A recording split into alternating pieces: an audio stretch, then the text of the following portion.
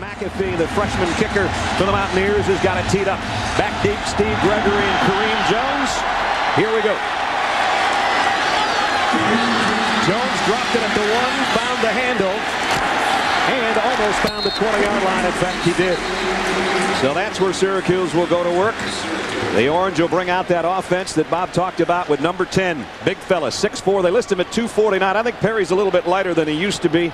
He had a couple of knee surgeries in one season, but that 1851 in yardage, second best ever for a sophomore last year. As Bob said, very experienced. His teammates say he is the leader of the team. And no question, that was in a different offense last year. And I was watching him at practice the other day. He threw the ball very, very well. Empty backfield to open. How about that for the West Coast offensive look? Patterson's first throw to Damian Rhodes, his tailback, and he's got it out across the 25 to the 26-yard line. There's the guy to watch, number 1. As we take a look at our Dr. Pepper starting lineups, here's the big eaters up front. Falky, Green, Outen, Franklin, and Ojanaka. Good experience on that offensive wall. Rhodes the tailback behind McDonald, the fullback. Kavaleski, the tight end. Lane and Moss, they might as well be brand new too, because they don't have many catches between them either. If there is a weakness on this team, it's the wide receivers. There is nobody that has caught very many passes. Here's Rhodes on the carry now. And got to the line of scrimmage. Might have eked out a yard or so against a tough Mountaineer defense. And here's how it looks. Up front defensively, it's basically the defense for West Virginia is a 3-3-5, and we'll show you that in just a minute. It's a third down and a very important yard. Opening drive for the Orange, and it looks like they're having trouble communicating. It's coming from new offensive coordinator Brian Periani up in the booth, down to Major Applewhite, the quarterback coach, and then out to the field. Let's see if they can pick up a yard on third down. Look out, Perry. Whoa. Dropped way back at the 16-yard line. Eric Wicks came on a safety blitz, and there was nobody there to pick him up. Little indecision as to the play, and when that happens, when the play gets in late or there's indecision, then there's a little indecision on the play calling by the quarterback, thinking more about the play and less about what do I have to do, looking for that blitzing linebacker or safety when I turn around. Brendan Carney, the punter, in at his own 5-yard line. Dual backs, Rivers and Lewis, waiting on the kick. Carney had all kinds of trouble with block punts last year. He's a long strider. They know that, but he got this one away in a hurry. Running catch at the 45 and across midfield and inside the 40. Vaughn Rivers, but there's a flag down in the Syracuse backfield. And here's the call.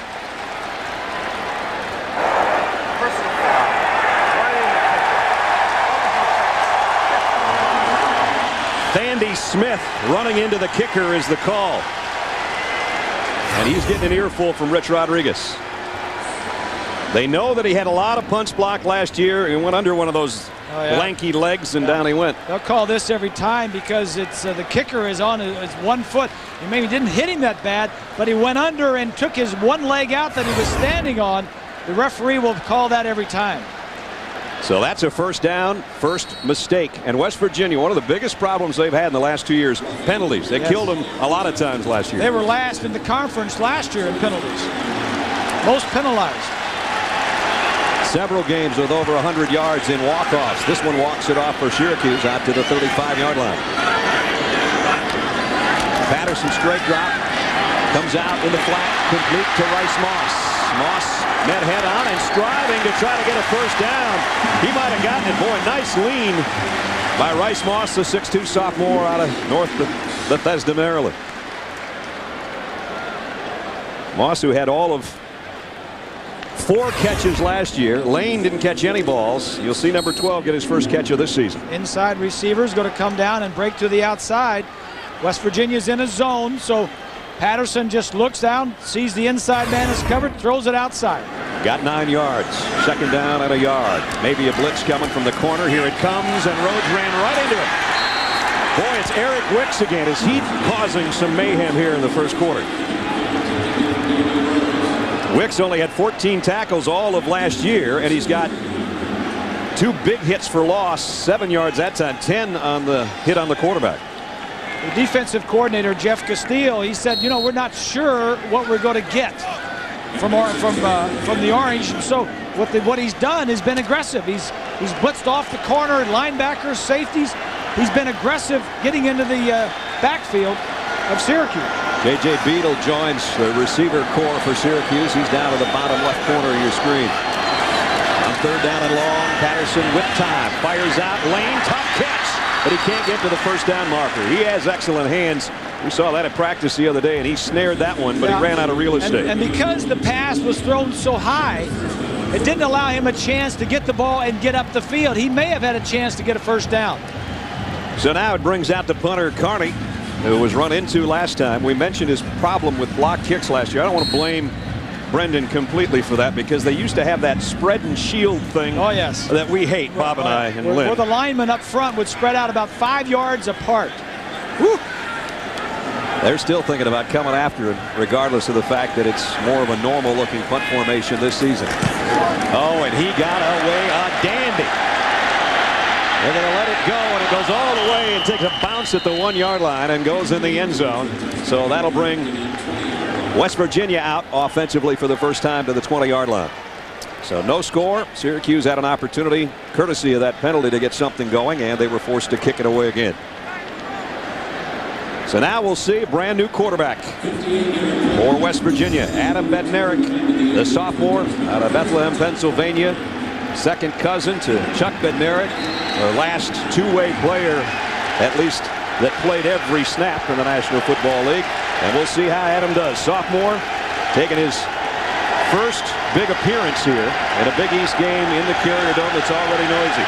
And he's going to work from the spread, the shotgun. West Virginia, we won't see them huddle much, if ever. He fakes it and rolls to his right, being chased, and he's going to keep it all the way. And whoa, did he take a lick? But he got a first down at a pickup of about 12. You know, I think it was James Weiss that was putting the heat on him, and he's the guy that ran him down and did make the tackle. Let's take a look at our Dr. Pepper starting lineups. Here's the big fellas up front: Garrett, Moses, Hines, Sheffy, and Justice. Moses, a first-team All-Big East performer, 66 starts among that group of 5. That's the strong point of their offense. Backs and receivers: Colson, the tailback. Bailey's a big tight end. Renaud, Thompson, and Miles, the 3 wide receivers. You mentioned that offensive line. They are all 4th and 5th year seniors. Here's the give off the right side and across the 35. Pernell Williams, who will split time with Colson in the backfield today. The Orange defense, led by their head coach, who's the defensive coordinator as well. Let's take a look at their front 4. Lacasse and Weish. Those 2 great defensive ends, Thorner and Drame, on the inside. Linebacking course pretty deep, as they can really bring in their second group of linebackers, and they don't even lose too much. Here's the starters: O'Pruitt, Smith, and Harris. And in the secondary, big hitter back there, and Anthony Smith. Steve Gregory's come over from offense, where he was a wide receiver last year. Here's a little Pooch pass inside and a first down out to the 45 yard line. Tenard Jackson made the tackle, but West Virginia's got something working on offense. You know, what we're seeing here, I think, is a coaching staff that has been together. Rich Rodriguez's staff has been together. This is their 5th year, versus a staff of Greg Robinson, a little disorganized on their first 2 offensive series. Not West Virginia. They got this thing rolling. Here's the handoff up the middle. Maybe 3 for Jason Colson. Colson's made it very clear, talking all week, about the fact that he wants to do well against Syracuse. His career high came last year. He had 133 yards on 18 carries, but he's from Rochester, New York, and Syracuse didn't recruit him. And he says, I'm never going to let them forget it, and I always want to play my best against them. So he's off to a decent start here today. Well, he's got some good running backs behind him also. And you saw the signs. A good one out there in the corner there. A lot of Mountaineer fans over the left corner end zone. They fake the option, kept by Bednarik. Nice run. Still on his feet. All the way down to the 25-yard line. Whoa. Now that's a quarterback run. 220 pounds, Bednarik, getting his first action of his career. He's a redshirt sophomore. And Rich was telling me before the ball game, he says, we know we really have 2 players, 2 quarterbacks that can play, so I don't I don't worry about them when they run so much, and they do run a lot. And Adam has said, you know, the misconception is that Pat White's the runner and I'm the pocket passer. He says, I think I got pretty good wheels. So far, he's shown a lot of wheels. I guess so. He's going to take a timeout here at the 25-yard line. But West Virginia's got their offense moving down deep into Syracuse territory. We'll see if they can capitalize and score when we come back. 9:14 remaining first quarter. Scoreless here in Syracuse.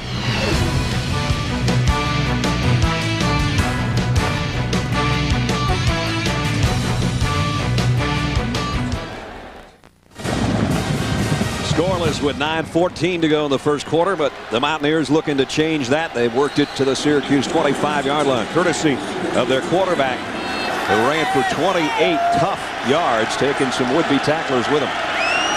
There he is, Adam Bednarik, under center this time. High backfield. Colson, the tailback. He'll get the call, and he's still on his feet. Well, right now, the Orange defense having trouble bringing down the ball carriers for West Virginia. Jason Colson, Jr., I mentioned, out of Rochester, New York. Marvin Graves and Donovan McNabb were his favorite players growing up. And when they said, you know what, we don't think you're a Division I running back, they meaning Paul Pasqualoni and the former regime here at Syracuse, including David Walker, the running back coach, who's now at Pitt. He says, every time I play Pitt or Syracuse, I'm not going to let him forget it. Said he gained 20 pounds this year. 10 of them was a chip on his shoulder. Yeah, we got whistles to stop play with 8:32.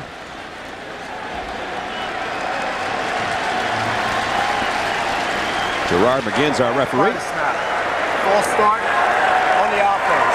Number 76. 5-yard penalty. So it puts him in a long yardage situation. Dan Moses, the big left guard, the guy that moved. So it's going to be second down and 11. So far, the ground game of West Virginia has churned its way up here. Let's see if they put it up this time.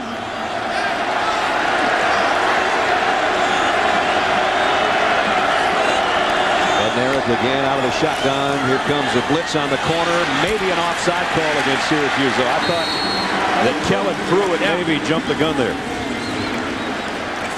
Weiss made the tackle, but Pruitt, coming off the corner, number 41, looked like he got in the neutral zone before the snap. And that's the call. Linebackers for Greg Robinson have all kind of changed positions, Bob, this year. Yeah. Switching from strong side to weak side and vice versa. A new guy in the middle. Jerry Mackey was their middle linebacker most of last year and was their leading tackler. Now he's a backup right now. Things are a little ragged. Some penalties. Roughing the punter. Guys moving a little bit. You know, this is college football. This is not the NFL, where there are no preseason games to work out all of the jitters and the offside penalties. So you're seeing a little bit of that raggedness right here. So second down and 6. We go right back to where we were, courtesy of back-to-back penalties. 2 tight ends set this time for the Mountaineers. Trying to score on their opening possession here in the first quarter. They give it around, the end around. Darius Renaud. Renaud broke a tackle, and let's see if he got the first down. It looked like he did. The marker went down, and the guy holding the marker bailed out. We'll see where they spot it. Pick up a 7. Should have given him a first down. What you're seeing, Brad, is you're seeing the attitude of West Virginia. Every collision is the Syracuse player is not winning the tackles, the collisions. West Virginia has got an attitude. They've come out on this first drive and early in this ball game, and they're just taking it to Syracuse. Darius Renaud, who's from Louisiana. His parents made it out of New Orleans there in Lake Charles, but he says he still hasn't been talking too much to him, and he said his dad's still working the pumps on the levee, so he's one of the many families who've been affected by Hurricane Katrina. Colson keeps his footing. Somehow ball came out. Syracuse has got it. He maybe tried too hard for extra yardage. Denard Jackson with a fumble recovery. I think it was Smith that pulled it out. Rich Rodriguez says he was down. think he was down. I think he was on one of the Syracuse players. Let's take a look.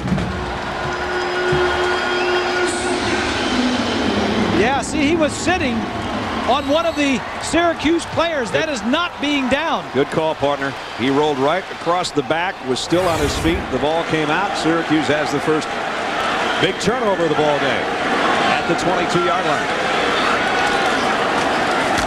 Rhodes. Right side, not much. Got about a yard. Tough sledding for Damian so far. Mike Lorello came up from that bandit position, and there's another flag inside there. We'll see if we have a holding call, although it is in Syracuse backfield. So way too many penalties both ways. I know neither coach is happy with that, but that is some of what you get in week one sometimes. Dead ball. Personal foul on Syracuse. Number 69. Half the distance from the end of the run. Remains second down. Quinn Ojanaka with a personal foul. That's why the penalty marker was kind of in a weird spot. You don't look for holding really where that flag fell. And there's the big senior tackle. 6'5", 292. And Greg Robinson asking for an explanation over on the sideline. That's a killer penalty. Backs him all the way up to the 11-yard line. You know, it's tough enough offensively to move the football without stopping yourself. Right. And that's exactly what Syracuse has done so far when they've had the football. They come in with a fullback now. McDonald in front of Rhodes. Both wide receivers for Barry Patterson's strong side, his left side. They give it off to Rhodes, though, looking for a crease. Didn't find much. Got about 4, and that's probably his biggest gain of the day against this West Virginia defense. That is a pretty good one. Dr. Pepper up front group.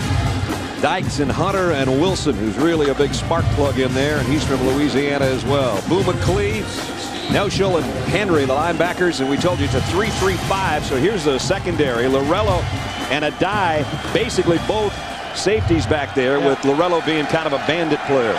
Only 5 starters returned for West Virginia from that defense from last year, but they've got some guys playing pretty well right now. The guy we just saw in the mask, Adai, is an all Big East performer. Screen pass set up.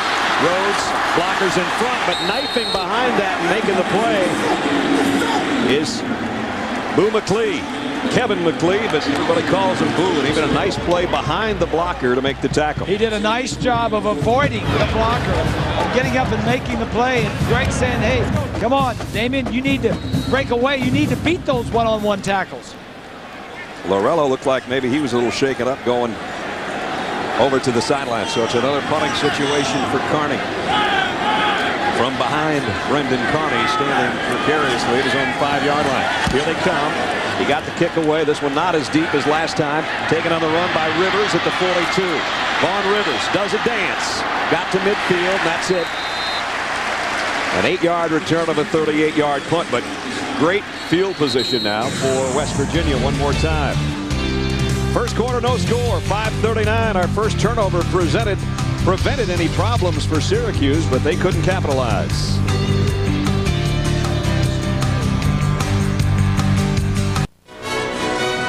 The Dr. Pepper College Football Kickoff Weekend on ABC Sports is brought to you by Dr. Pepper and your local Dr. Pepper bottler. Dr. Pepper, one taste and you get it. Nissan, who reminds you to shift the way you move through the world. McDonald's and Pacific Life for insurance, annuities, and investments. Choose Pacific Life, the power to help you succeed. Inside the Carrier Dome, Brad Nessler, Bob Greasy, Lynn Swan, and our ABC crew on this Sunday afternoon of the college football opening weekend season. So far, West Virginia's only put it up once. They've done a nice job rushing the football, and they've got great field position. Following that punt return, they'll work at the midfield stripe. And they don't get under center very often. Bednarik is in the shotgun. It's first down. There he is right there. Flanked by Colson to his left. Going to be a quick pass out of the flat. And nice open field tackle out there defensively by Steve Gregory. And what a story Steve Gregory is. Is he playing offense or defense? He's playing defense this year.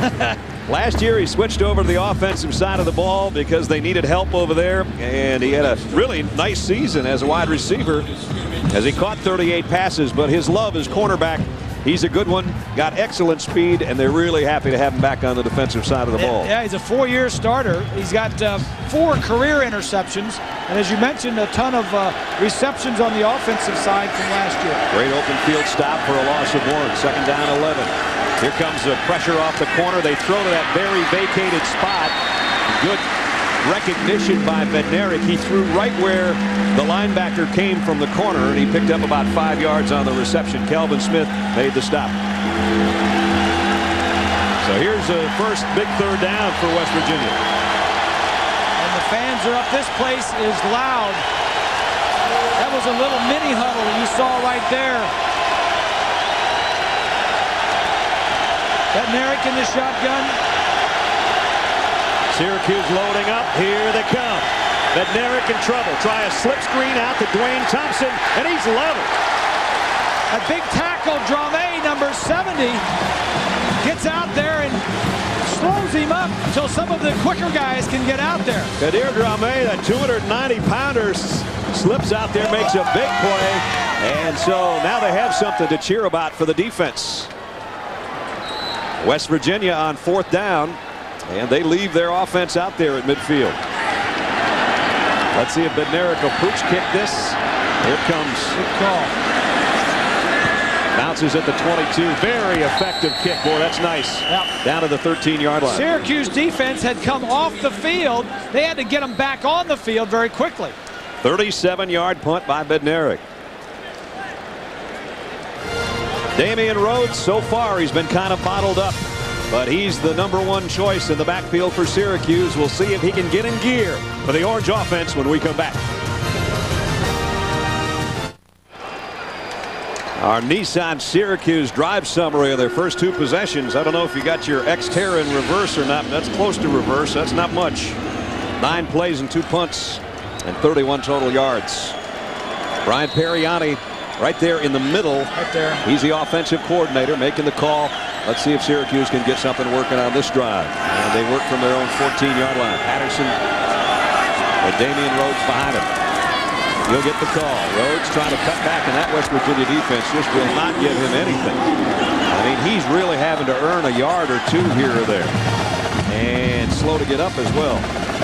He's got 5 rushes, and he's got 1 yard. And we mentioned it's a veteran offensive line. 3 starters are back in that offensive line, and all 5 of them are 4th or 5th year seniors, including the tight end. Well, the ball came out as he hit the ground. It hits the ground, yeah. Come out when he hits the ground. Which is not a fumble. Second down and 9. Just over 3 minutes remaining. First quarter, that's scoreless so far. Patterson, quick drop, quick slant, threw it behind his intended receiver. Rice Moss. What West Virginia is doing is forcing the Oranges. All right, show us this West Coast. You know, we know you guys were a run-based offense in the past, options and all that other stuff. Let us see you throw that football because they're playing 2 deep, 3 deep. The corners are man-on-man on the wide receivers, and they got 8 guys up there stopping the run. You saw Jeff Castile, the defensive coordinator. Very intense out there, and he'll have them coming maybe with some pressure here as well. And what looks like a passing down, 3rd down and 9. They walk an extra guy up in the box. Now they bring the blitz from the secondary. Patterson throws, and this time he hits his receiver, but it's incomplete. Defensively, Antonio Lewis made the play on the wide receiver, and it'll force another Syracuse punt. That's the best throw, I think, by Perry so far. Well, the throw was there. You know, this was a good play. The receiver ran a good route. The throw was there. I don't know if the defensive back was there a little too early. It looked like he hit him before the ball got there. So now punting from his own end zone is going to be Brendan Carney. That's probably a good no call, though. I mean, that's a very tough call to make. It was a bang-bang play, almost happened right at the same time. Oh, Carney hit another beauty. Great kick. All the way back to the 27-yard line. But now it's Lewis who made that last play coming the other way on the punt return. As it was a 59-yard kick, but he hit it so deep there was no coverage down there, and they let a 19-yard return happen. So again, West Virginia is winning the field position battle, but so far they're not winning on the scoreboard. Don't forget, Thursday night, ABC starts the football season with a spectacular celebration. The Rolling Stones, Green Day, Santana, and many more take the stage It's NFL opening kickoff presented by Sprint. Then Tom Brady and the Patriots take on Randy Moss and the Oakland Raiders on Monday Night Football. Remember this one? Adventieri in the snow. That was the big tuck game between those two. That one sent them on to the Super Bowl title. That changed pro football. There's a new number and a new uniform for Randy Moss. Should be fun. Special edition of Monday Night Football happens Thursday night at 8 Eastern, 5 Pacific on ABC with Alan, John, and Michelle. Here's the option, the late pitch. And the ball came out. Syracuse has got it again. Might be Anthony Smith again. The big hitter in the secondary at the end of the play comes up with a football. West Virginia's doing everything right except holding on to the ball. Hit from behind. Smith's going to pick it up. James Weiss came way back again, running like a man possessed from that defensive end position. That looks like a fumble recovery to me. They're taking a look at it, maybe. I think the ball is definitely out before he's down. So Smith has a forced fumble and a fumble recovery. The Big East has review, and I think they are going to pause the game to review it. Legal substitution. Nope. 12 men penalty marker on Syracuse. Number 81. 5-yard penalty. Remains first down. Illegal substitution. And what that means there were 12 players in the huddle. Take a look at the last play again. See if it's a fumble or not. No, it's way out. Way out. Yes, they're not even reviewing it. It's nice call. That's the second time. Excuse me, Swanee, go ahead. Well, I was going to say the only thing they might want to look at, and they shouldn't, would be if he had possession of the ball when he slid out of bounds. And that would be the only thing that they might question, but I believe he had possession. Yeah, the look we had looked like that too, Swanee. Patterson fakes the draw. Plenty of time. Airing it out. Going deep. Got a man. Broken up. Nice play defensively back there by D. McCann, the senior cornerback. McCann did a better job of playing the ball than the receiver did. Now we've got another strange penalty on Syracuse. A face mask. They've already had a personal foul on Ojanaka. Now they're going to have a face mask offensively called, if indeed our preliminary signal is what we're getting. And that's a little strange too. You don't see many of those. Face mask on Syracuse. Number 60. 15-yard penalty from the previous line of scrimmage. Repeat. First down. Greg Robinson's going to have a talk with his offensive lineman here pretty soon. Out in the center, the guilty party that time. Well, it's not just one guy. It's infested in the whole team. It's one guy this time, one guy that time. 12 guys in the huddle. You know, it's disorganization. It's lack of discipline. I mean, these are things that you should have had already by this time. Patterson on first down. They tried to screen the other way. Rhodes got a block. Cuts outside. Stood up over there on the sideline at about the 32, 33-yard line by McCann. But they got a nice gain out of it this time. Swanee? Well, Bob and Brad, we're talking about everything at Syracuse being new, and you're talking about strange penalties. The offensive line in the West Coast offense has to learn a new style of blocking also. They line up differently. They're going to use their hands a little bit more, trying to fend people off and trying to keep their hands down. So everyone's a little uncomfortable probably in the first game. They don't have the confidence of 2 or 3 games under their belt. Yeah, good point. It's a lot different. The blocking scheme's much different. You rely on quickness, getting low on people at times. That philosophy the Broncos had, the 49ers had. Patterson. Whoa!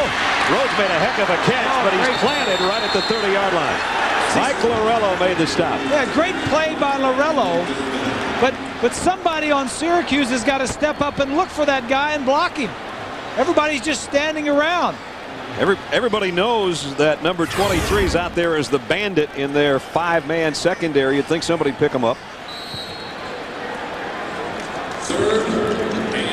Late. Yeah, both of them saw him, but a little late. They need to get out there, get out, you know.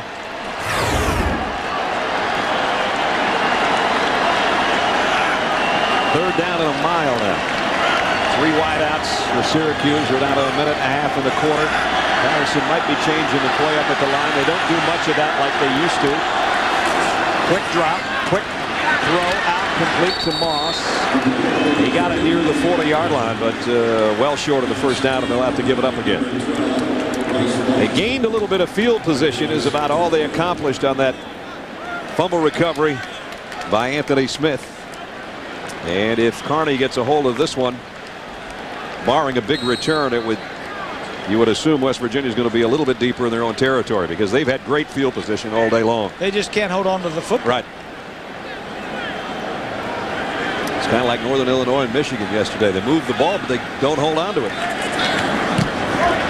Carney, an end-over-end job this time. Fair catch taken at about the 23-yard line by Vaughn Rivers. So a 39-yard punt with 39 seconds remaining in the first quarter, and we'll see West Virginia come back offensively. Coming up, ABC Sports takes you to Boston, where the PGA Tour's best will tee it up for the third round of the Deutsche Bank Championship. That's next right here on ABC. We'll get you from football to golf. There you go. On this Sunday, along with the orange-clad Orange fans. With Bob Greasy and Lynn Swan, I'm Brad Nessler. Nice to have you along with us on our Dr. Pepper kickoff college football weekend. Some upsets yesterday. Boy, weren't they? Wow. Pat White's in at quarterback. So the other quarterback, we knew we'd see him. This is by design, and he's just going to take the handoff and go straight ahead. Pat is a redshirt freshman out of Daphne, Alabama, kind of down in the Gulf Coast area too, where they were hit by the hurricane, or at least the remnants of it. Pat, 6'2", 190-pounder. Was a great player down in Alabama high school. The biggest thing about Pat White is that he's left-handed. Bednarik is a right-hander. White is a left-hander, which can cause some problems for a defense. Jason Gwaltney, the much heralded freshman, is in the backfield. And here's White setting up, going deep. Boy, is he throwing that a mile. Nobody home back there, though, except the defensive back, Anthony Smith.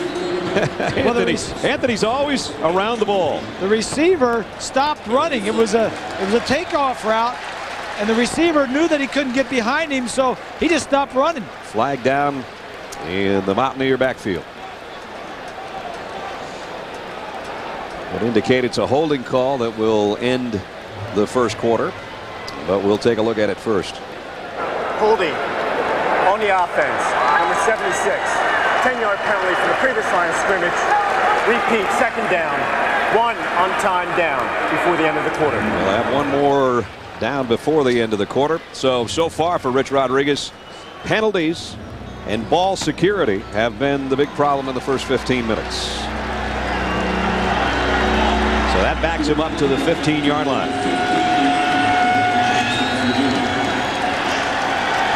You know, the other thing about first games and jitters and all that other stuff is you lose a lot of players. Where's the leadership? A lot of the guys that left were leaders, and then the chemistry of the team hasn't gelled yet.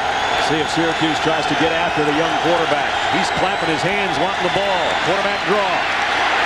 And they take him down after he only got about a yard past the line of scrimmage. Chris Thorner made the tackle. So far, the fans mostly have had to cheer for the Syracuse Orange defense because their offense has sputtered. We've gone through a scoreless first quarter here at the Carrier Dome. Some hard hitting going on, though. You're watching Dr. Pepper's College Football Kickoff Weekend on ABC.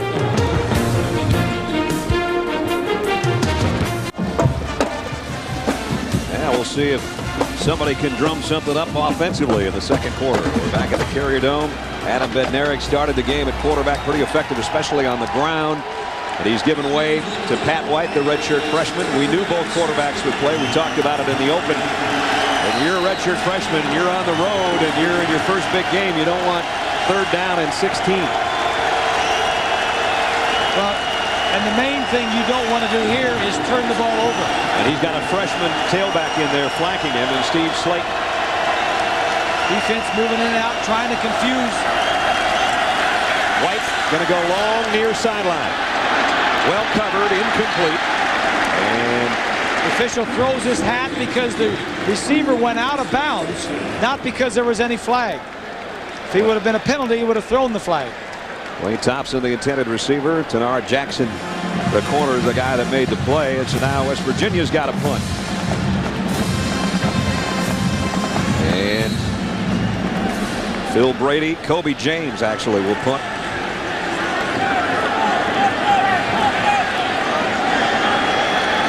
Syracuse could come out of this one with really good field position. Well, they haven't had any all day. Brady to kick. J.J. Beadle stands and waits at about midfield. High snap. Handled well. End over end kick, but Beadle's going to have a shot at it from the 48-yard line. Across midfield. Oh, he got a big block. Inside the 40 and down to about the 37-yard line. Tenard Jackson just ear-holed somebody, and that sprung him for the punt return that gives them the great field position Bob was talking about. Well, the defense has set up the offense. Foul. Late hit on West Virginia, number 35. And now they're really going to have from the end of the run. Great field position. First down. Now this is when you go to a four-way stop and one driver doesn't stop and the other one does. And then the late hit is right there with the helmet, in fact. Yeah. Helmet to helmet on the sideline. It's tough for those defensive guys, but you've got to be alerted that anytime near the sideline the runner goes out, you've got to be able to be ready to pull off. Jackson likes it. Well, that was a very little number on a big 77, boys. Oh, I guess. That's a weight room hit. Yeah. So first down inside the 20. Syracuse first trip down in the red zone.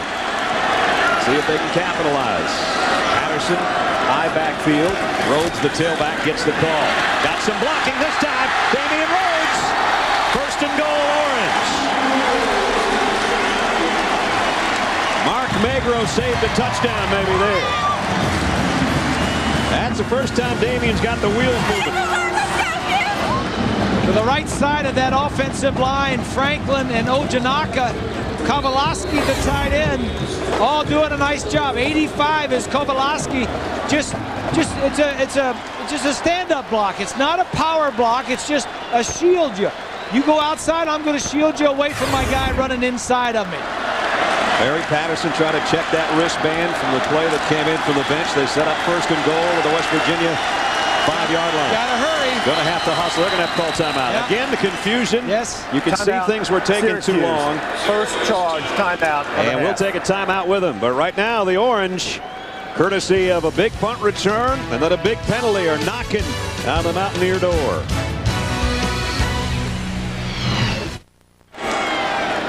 Following the Syracuse timeout, they come out to the line. First and goal. Major Applewhite, the quarterback coach, signaling in the plays from the new offensive coordinator, Brian Periani.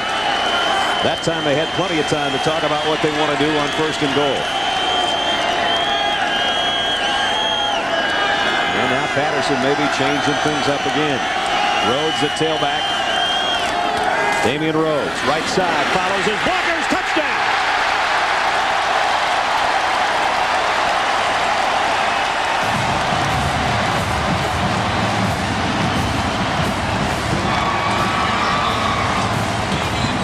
Damian Rhodes from 5 yards out gives us our first score of the afternoon.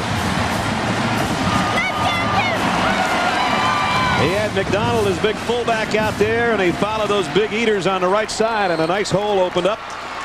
And Syracuse on the board first. It's a huge score for the offense of Syracuse. It's a huge score for the coaching staff and the new regime. Ricky Krautman in for the point after, and it's up and good. Well, they had this play, almost the same play that got them down to the 5-yard line, and now they give it to Damian again. Running to the right side. Behind Ojanaki and Franklin and Kowalski. And the big fullback, you'll see 48 come in there. Whoa, look out. There's McDonald. That ain't no free burger. There's some happy guys. Some happy guys on the sideline too, like Major Applewhite. Brian Periani, the offensive coordinator, had some problems the first quarter getting some plays in on time, but that's bound to happen. Yep. Robinson brought three of his assistants from Texas.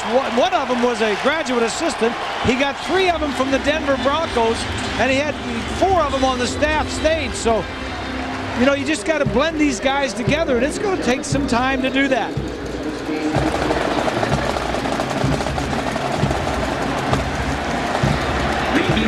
Brandon Carling will kick. That's Antonio Lewis. Vaughn Rivers joins him back there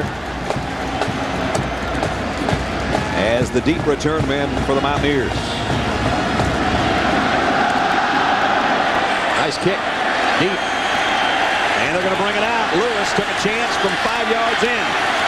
And he made it pay off. Got about an extra yard that they wouldn't have gotten out to the 21-yard line. Took a big hit there. Well, it's a new season, and it's time for our Aflac Trivia question. Our question this week, who's the only player in Big East history to win both the Conference Offensive and Defensive Player of the Week award in the same week? Whew, boy. And let's go down to Lynn Swan for a minute. Well, Bob and Brad, you know, in 2003, our crew started the Aflac Trivia competition, and I won the first trophy, thank you very much. And last year, this trophy belongs to Brad, as you can see, 2004. And the only person who doesn't have one is our expert analyst, Bob. But I'm sure he's looking forward to getting one this year. I want our crew to put up that picture where how Swanee won it a couple of years ago. Oh, that's old news. Here's a flare out. And down the sideline, first down, Owen Schmidt, the fullback, on the throw from Bednarik. And West Virginia with a first down. Thank you, Swanee, and thank you, Aflac, for that beautiful swiveling Aflac Duck trophy. They'll play action. I like this. I like West Virginia. They're aggressive. They attack. They get after you. They come at you. What's wrong with this picture, Brad? Total offense, over 100 yards for West Virginia, only 32 for Syracuse. Ooh. What does that tell you? Making mistakes, dropping the ball, and field position is the story of the ballgame. They also had 2 turnovers. And off this time, Pernell Williams, and he's swarmed under by the Orange defense this time. Syracuse defense played pretty stout. Of course, we've talked so much about it. The new head coach is a longtime defensive coordinator. And you always hear that's going to bring a new defense and an attacking style of defense. And I said to Greg the other day, I said, well, where's your Derek Johnson? Oh, we don't have one of those. The fine linebacker All-American from Texas that he got the coach last year. Yep. Tell you what, though, they got guys like Steve Gregory making plays.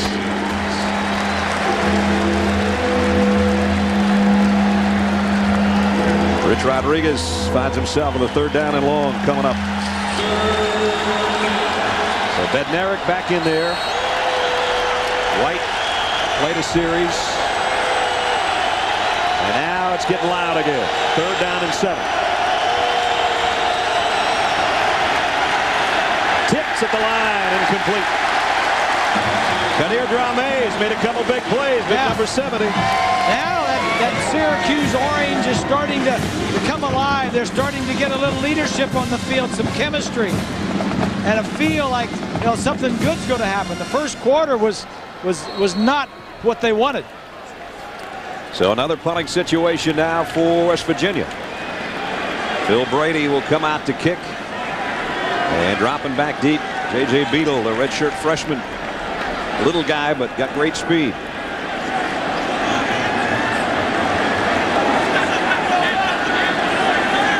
Boy, West Virginia's got some wide gaps in their punt unit, too. High snap. He got it away. Boy, that was a nice job by Phil Brady just to get rid of that thing. First of all, he had to get up in the air to pull it down, and then he got away a decent kick. 12 minutes, 32 seconds remaining in the first half. Syracuse at home leading by 7.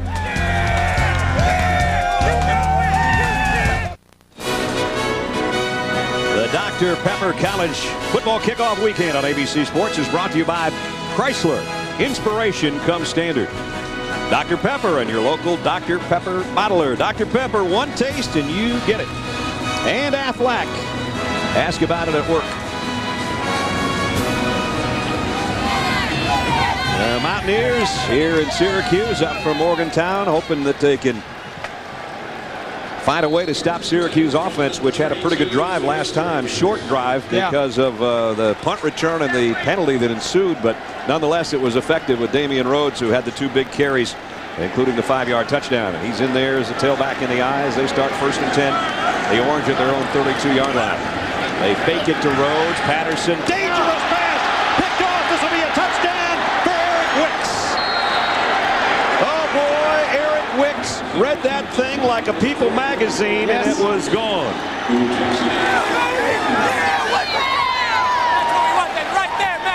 That's how you even things up. Well, West Virginia's had 2 turnovers, and they've gotten a turnover, and everything's square. 7-7. The interception for a touchdown. For a guy who didn't play all that much last year, but he's a big part of that 5-man defensive secondary. He had an interception for a touchdown last year against Virginia Tech, and I think it was about the same distance as they're going to mark this one. They call this 32 for the touchdown. I think his interception return was 34 last year. Extra point is up and good. So that quiets the crowd immediately. And some long blue and orange faces now. Let's take another look at Eric Wicks. When you're take a look from behind the offense, Patterson's going to throw this ball out there. I guarantee you, he never saw Wicks, because there was a couple of offensive linemen that were working in front of him, because the softness he threw that ball, the bottom of the screen, right down, right there, the softness with which he threw that ball, he thought he had a man wide open, and he was covered. How'd you like to have 2 career interceptions and they're both touchdowns? Yeah. That ain't bad. Ain't bad at all. And there's a happy guy. The coach is going to say, intercept some more. He's a junior out of Pittsburgh, 6'1", 215, and nobody even near him as he played it beautifully. And we're even at 7. That's for you, mama. McAfee, the freshman, will get set to kick off. Steve Gregory and Kareem Jones. There's Steve waiting on the other end. McAfee, a true freshman, the kicker for West Virginia. He got a nice kick here, up in the air, down there about the 8-yard line to Gregory. Steve's got good speed, cuts outside, got a block. Almost sprung it out of there. Got out near the 30-yard line. Well, our college football weekend will come to a close tomorrow night. The Dr. Pepper kickoff weekend wraps up with one of the great rivalries in college football. Number 9 Miami heads to Tallahassee. They'll take on number 14 Florida State. And right now Miami's had the Seminoles number for several years, including all those wide right kicks. And then there was another one that went the other direction. You know the key in that ball game. For the win for Florida State to upset Miami. The kick on the way. He missed it. Wide left. Well, I hope it doesn't come down to a kick tomorrow night or if it does, maybe Florida State will get one at home. Yeah, like I was going to say, I think the key in that ball game is what you've seen around college football the last couple of days is both quarterbacks on those 2 teams are new quarterbacks. Look what happened to Oklahoma yesterday when they had to start a new quarterback and play a quarterback. They got beat. Look what happened to Auburn last night when they had to play a new quarterback. They got beat. And both teams, Miami and Florida State, are going to be breaking in new quarterbacks. 2nd down and 7 for a veteran quarterback here. Syracuse, Perry Patterson back to throw. The lefty flares it out to Rhodes. Here comes a whole bunch of navy and gold. And he stopped. Actually, might have lost a yard. No gain anyway. Kevin McLeod made the stop. And it's going to bring up a 3rd down. So far the passing game, Syracuse has not gotten on track. We knew that, especially with green receivers, that it was going to be a little bit tough. There was Major Applewhite yelling some final instructions out. Major was a graduate assistant at the University of Texas under Mac Brown last year and came with Greg Robinson. Now he's the quarterback coach, and he's going to be a great coach. Here comes a blitz. Patterson waits in the pocket, flares it out. Rhodes met in his tracks. Nice tackle. D. McCann, the corner. That's just good work by McCann. First of all, he held up the wide receiver, jammed him, beat the block then of the wide receiver, and got up and made the play. We heard the first spattering of boos, so the honeymoon is over for Coach Robinson here with 10:32 remaining in the first half. Brandon Carney to punt inside his own 20 again. They got good pressure on him the first time. He's a long striding punter. He's worked on trying to speed up his kicks, and has done a better job of that today. And they're going to have to let this one roll dead. It'll go down just inside the 30-yard line, a 40-yard kick. Well, our trivia question, our Aflac trivia question to open up the season, was the only player in Big East history to win both the conference offensive and defensive player of the week awards in the same week.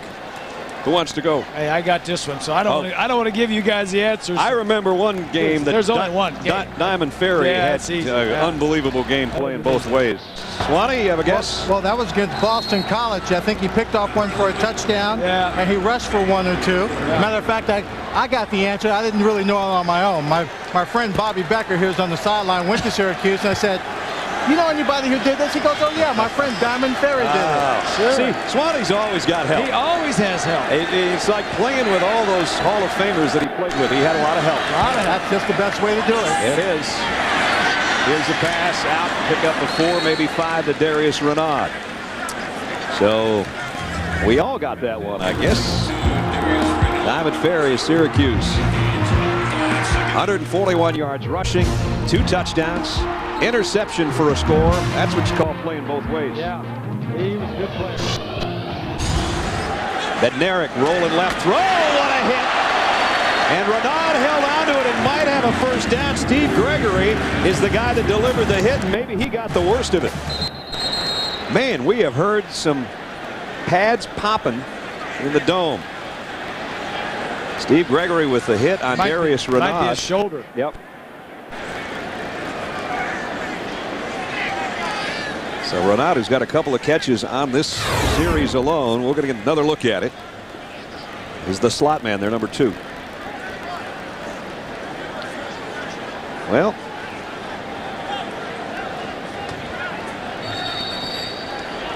Bob and Brad, we see a lot of hits like this in college football. Guys come up, and that particular hit, Gregory doesn't wrap him up. Watch here as he comes out. Instead of trying to form him up for a tackle, he's trying to hit him as hard as he can, using his strength to knock him down, and he lays that shoulder into him. So you might be right, Brad, it could be the shoulder, but he seems to be shaking it off at the moment. You know, I was talking to one of the officials, and they were going to crack down on the spearing in the secondary, and he says more often than not, their statistics have found that it's the defensive guy that ends up getting hurt rather than the receiver or the offensive guy when the spearing takes place. That was not spearing, but a lot of times the defensive guy comes up with the worst of it. that same thing in the Monday night game the other night, though it was not a spearing situation at all. Terry Fair went down and hit the knee of Kevin Jones, and he got the worst of that one. So that happens a lot. Exactly. Steve came off under his own power, kind of moving that right shoulder. Marcus Clayton has taken his spot in the secondary. Playcock now the 5 as Bednarik on the shotgun. Might have been motion on Syracuse defensively, and Bednarik takes a pretty good hit as he gets sent out of bounds. Looked like the orange jumped into the neutral zone, but we'll wait to see the call. Of course, Syracuse players are saying it's movement on the front wall of West Virginia, so we'll let the officials sort it out. Offsides on the defense. Number 70. 5-yard penalty from the previous line of scrimmage. Remains first down. So Drum Mays, who made some big plays, picks up a penalty there. And you know how they do this. West Virginia is a no huddle most of the time. The quarterback lines up deep, and if the stadium is loud, they can't hear any signals. So what the quarterback does is he gives a signal, a hand signal or a clap to the center. He says, all right, all the motion is gone. Now you can snap it any time you want. And the center just raised his head, and the guy jumped offside. Hines, the center, snaps it, and the handoff is going nowhere to Colson. They got him all wrapped up. Ryan Lacasse and Jerry Mackey are there to meet him. Well, these are probably 2 of the fastest defensive ends in all of college football. Lacasse and Weish both won sprint championships in their high school days. That's something. Here's Lacasse out here.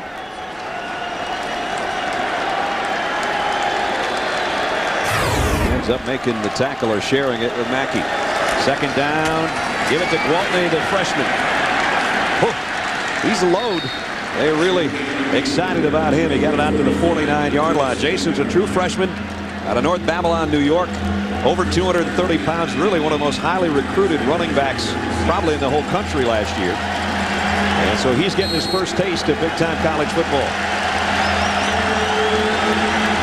Third down, see if he gets the handle on an important third down in a long yard. Got the fullback Owen Schmidt back there with him. Loud Stadium, 3rd and 1 near midfield. Do you give it to the freshman? Yep. Oh boy, what a hit by Syracuse. Kevin Smith, the middle linebacker, all over him.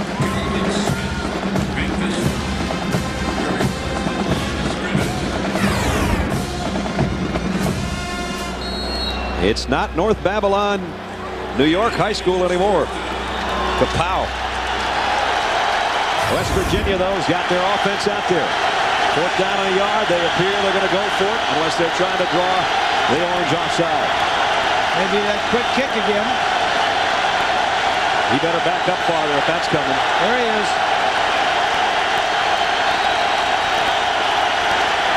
Here it comes, second time. High, lazy kick, but I think maybe time had expired. Delay of game when the back judge throws the flag. He's the guy that's timing the play. Dead ball. Delay of game. West Virginia. 5-yard penalty. Remains 4th down. And now we'll probably see the regulation punting unit, I would guess. Although Bednarik's staying out there. But what took so long, and Rich is a little upset about it, the communication between the quarterback and the center, because it was hey, the center says, are you going to punt it or are you not going to punt it? Are we going to run the play or what? And that was the communication that needed. We want to punt this ball. Snap it to me deep. We're tied at 7 with just over 7 to go in the first half. And that's 4th down and 6. And again, so far the Mountaineers offense is staying out there, so you would assume now here comes punting unit finally.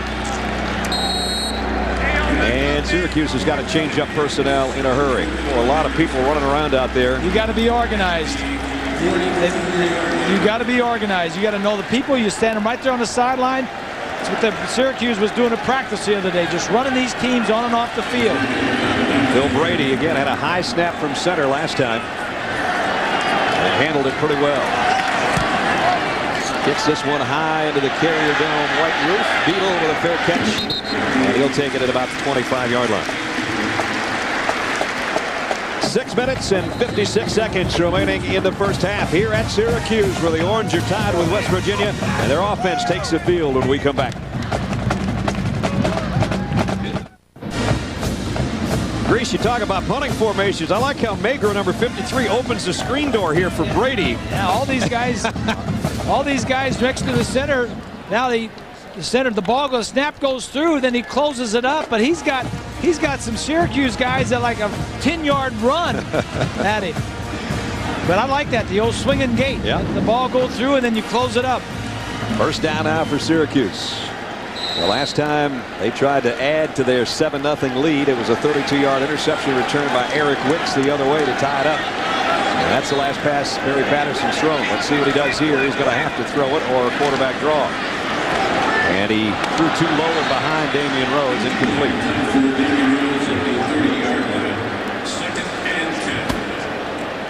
Patterson has struggled a little bit in this new system. With the new system, you know, we all talk about being a West Coast. You know, people, well, what is a West Coast offense? Basically, it's short drops, 3-step drops by the quarterback and 5-step drops and throw quick. You don't take 7 steps, you don't take a lot of time, and you run shorter routes, slants, outs, fades, but you throw the ball relatively quick. Rhodes taken down as he got out across the 30-yard line by Eric Wicks again. And Damian had a good head of steam before Wicks brought him down. Patterson so far has 9 completions, but 6 of them have gone to Damian Rhodes. So Damian Rhodes coming into this game was their leading returning receiver. He had 18 catches last year to go with his 870 rushing yards and sharing time with Walter Reyes in the backfield. He's the man now, number 1. He's done most of the work again today. 3rd down and 4. Patterson, there's that quick drop Bob talked about. Oh, he blew it right past Kovaleski, his tight end. And it brings up 4th down. Well, he threw it hard because there's a couple of black shirts right around him. West Virginia is playing a lot of zones, so if Syracuse is running a lot of short routes, there's a lot of defensive guys real close to the receivers. Jeff Castile, the defensive coordinator, his team settled in and played really well here in this second quarter. There's Rivers and Lewis, the dual return men. Nice high kick again. Fair catch. Rivers a late fair catch call and took it at about the 22-yard line. 47-yard kick and no return. So a nice punt by number 47. Let's take a look at our Pacific Life game summary so far in the ball game. West Virginia, 2 turnovers. This one after a nice run forced by Weiss, recovered by Anthony Smith. Smith has forced one and recovered one. And then Damian Rhodes follows his blockers, had a good run to get it to the 5, took it in from there to catch just an 18-yard drive. And then it was Eric Wicks earlier in this quarter, 32-yard interception return, his second career interception, his second career interception touchdown. Steve Gregory's back defensively for Syracuse, and Pat White is back in at quarterback for West Virginia. Here he is. Nice play fake on the roll. He's a left-hander. That's his side, but he's going to pull it down and get what he can. Not make a mistake over there, and got it out to the 27-yard line. Swanee? Oh, Bob, you know, and Brad, a lot of games, college games, mostly on Saturday, but there's one guy, number 70, Travis Garrett, who's very happy that this game is on Sunday. The reason being, on Friday night, he was hospitalized with a 24-hour stomach virus. Not in great shape. He finally made it here. They got him hydrated, but if this were a Saturday game, he would not be playing very much today. Oh, that's good news that he had the extra day to recover. Get some good eating up here in Syracuse last night. Ready to go. And there's the ball came out. Syracuse has got it. Again, trying to fight for extra yardage. And Colson dropped it. Tommy Harris, I think the guy that made him cough it up. Or was it Ryan Lacasse? And Drame in the middle of everything again. Let's take a look. This is just a case of trying to battle for too much. Definitely the ball is out. Drame seemed like he had a good yank on it. Yeah, he did. Lacasse held him up. Drame right there with the strip. That's smart play. That is smart play by defensive linemen. Talked about the turnovers. Add another one to the West Virginia list. Here's a double reverse. See if Beadle can get anything going. West Virginia's all over that one. Anthony Mims staying home, knowing that that side of the field is his in case they try that, and it's a loss of 6. I never understand. I've never understood any offense that runs a double reverse, because you start going one way and you get everybody going that way. Then you come back the other way and you just drove them right back in. That's right. You just going right back where you tried to get them going in the first place. If you really fooled them the first time, and if they're that dumb, then you're just going to help them out. Oh. Second down and 16 after the loss of 6. It's like faking a screen to the right and then faking it to the left and then come back and throw it to the right. Right where everybody's there. Yeah. Patterson straight drop this time. Stands in the pocket. Delivers. Did Lane catch that? Oh, he had his hands out. They're going to say that the ground or the field turf helped him a little bit. Tim Lane, a junior out of San Diego. He did not catch a pass at all last year, and here he is, a starting wide receiver. I think what they need to do with Patterson is he needs some success. He needs some completions. Get him outside the pocket. Let him throw similar to what he threw last year. Get him outside the pocket where he doesn't have to read anything. Just play catch with one of the receivers, maybe crossing the field or going down, running the deep out. Third down conversions. You put both these teams together, and we're 0 for 11. Here's the 3rd and 16 for the Orange. Here comes everybody after Perry Patterson, and whistles. I thought sounded, maybe not. I thought I heard whistles. I did too. I don't see flags. Thought I heard whistles. Prior to snap, delay of game on Syracuse. 5-yard penalty. Remains 3rd down. Now it's a lot easier. It's 3rd and 21. Yeah, well, the one score that Syracuse did have, they got the ball on the 18-yard line, and 2 plays later they got a touchdown, so they got some help from West Virginia. Yep. Neither offense has done a lot today. Just shaded inside the 40-yard line for Syracuse. 3rd down and 21. West Virginia defense. See if they bring the heat again on Patterson.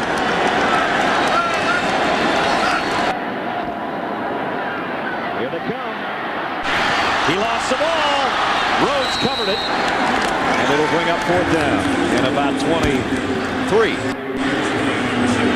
Well, that drive went the wrong direction for Syracuse, starting with the double reverse. I just say this.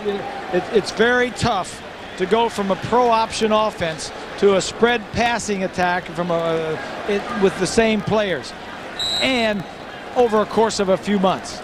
Now next year, when they stay with the same system and you over and over and see what teams try to do against you, then you're going to have some success with it. 4th down and Army to kick. He might have gotten too much of this one. Let's see. Oh no, he didn't. Oh yes, he did. It took a weird bounce. I thought it was going to go out of bounds. Flyer couldn't find it. As we have 3:37 remaining in the halftime right now to check in with John Saunders in New York. John. Brad with Craig James and Aaron Taylor. Coming up on the Valvoline Halftime Show, we're going to explore some of the hot topics around college football. Hey, can you believe that we've come up with a new reason to watch USC this year? Hey, it's a tough schedule in front of them. Hey, guys, what's the deal with this new BCS Harris poll? Is it worth a dang? We will find out, or at least we'll talk about whether it is or not, coming up on the Valvoline Halftime Show right now. Let's take it back to Brad and Bob. See you in about 3.5 minutes. You've had a busy weekend in New York. Long hours yesterday. 1st down. And maybe a yard. That's about it. James Weish again in on the stop of Pernell Williams. Who impressed you the most yesterday, Bradley? As far as shaking hands, James Weish. I was talking about. I thought you were talking about the Syracuse players. No, I was talking about college football and watching some of the games as we did. Well, USC looked pretty good. I was impressed with USC, and I was very impressed with Notre Dame. White going deep. What a catch! Great throw, Miles. Down to the 40-yard line. Well, that one was right on the money. I was just going to say, are we ever going to see a pass that looks good today? 38-yard pickup. We got in and out coverage on the receiver, so he just puts them. The best part about this is the quarterback throws it over the inside and pulls Miles away from the outside guy. Just nice throw. Best offensive play of the day, down to the 41-yard line. White in the shotgun, rolls that way and throws complete again. This one will pick up a 4 or 5 as Tommy Harris made the hit on Waltney. Waltney, the freshman, gets some significant time here in the 1st half. Now they're going to come in with extra tight ends. And they've got it at the Syracuse 37-yard line. White in the gun. Pernell Williams split out as a wide receiver down to the bottom corner of your screen as a 3rd wide out. 2 tight end set. Crowd trying to come up to life for the defense. Quarterback draw. White hit before he could get to the stick. Probably Anthony Smith. Dwayne Davis also there. It is Dwayne Davis. Number 26. And he's got Diamond Ferry's old spot. Talked about Diamond earlier in the Aflac Trivia question. Here's a big 3rd down for the Mountaineers. And the fans here know it. 3rd down and 4. And we're down to a minute 45 and a half. Tie game.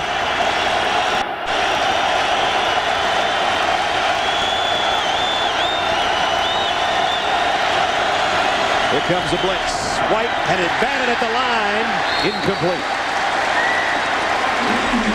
That's one thing between White and Bednarik. White's delivery seems to be a little bit lower, and sometimes that can cost you. And that's 4th down. They're going to go for it here. Remember, they've got a freshman kicker who they think was the best in the country. Right now, he'd be looking at a 52-yard field goal if they don't go for it. Swanee? Guys, when I talked to Rodriguez, I asked him this question. I said, if you're in the 1st half, you've got the ball, time is running out, and you could kick a field goal, would you bring that freshman? And he says, anywhere inside the 50-yard line, we'd give him a chance. Now, he's got 1:31. He's got a defense that's been stopping the Syracuse offense pretty good. He might still find this an attractive opportunity to give that young freshman a chance to kick a long field goal. Well, that's the kicker over there, Pat McAfee.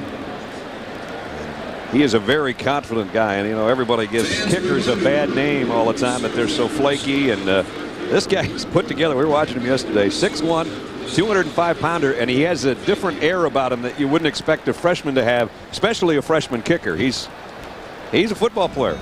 At least he thinks he is. But the discussion continues now, and he is in the background over there. He's got the chin strap ready if he can come in and kick, but it appears that the offense is going to try to do something here. Well, maybe not. Nope. Here comes the offense. And Bednarik comes back in at quarterback.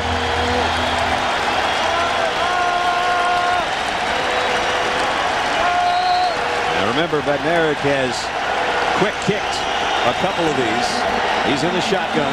Bednarik, the right-hander, may roll out here. They want Bednarik in here so he can run to the right side. That's what he's doing. Good call, partner. Bednarik's got a first down.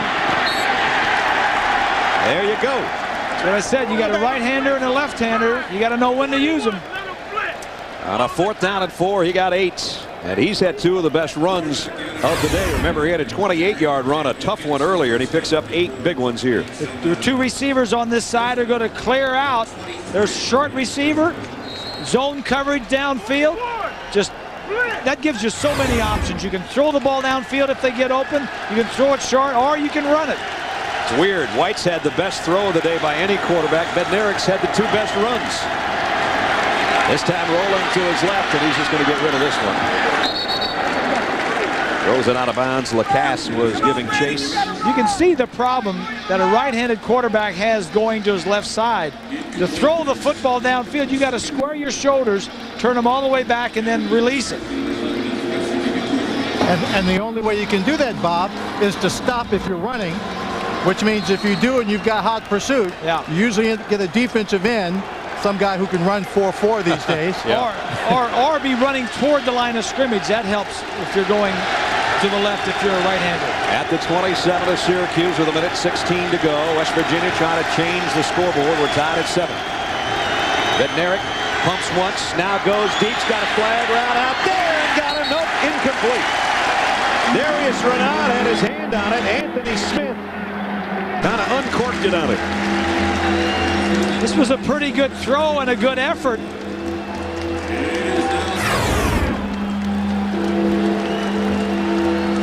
Take a look at the number 2 at the top left of the screen. He makes a nice play to go up and try to catch it, but Smith just kind of knocks it away. 3rd down and 10. And again, the Syracuse crowd up in the dome.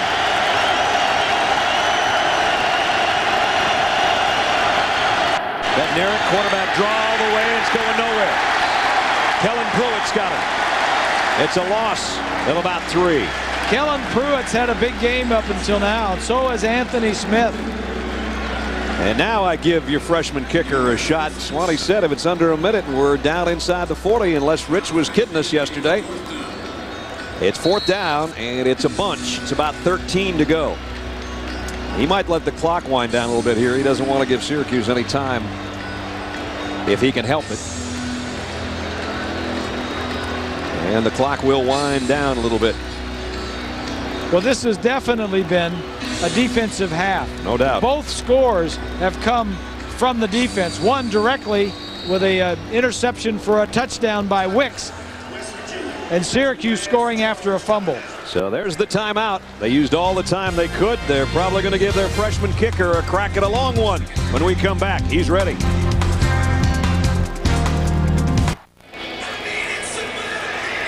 All right, let's take a look at our Chrysler passing playbook.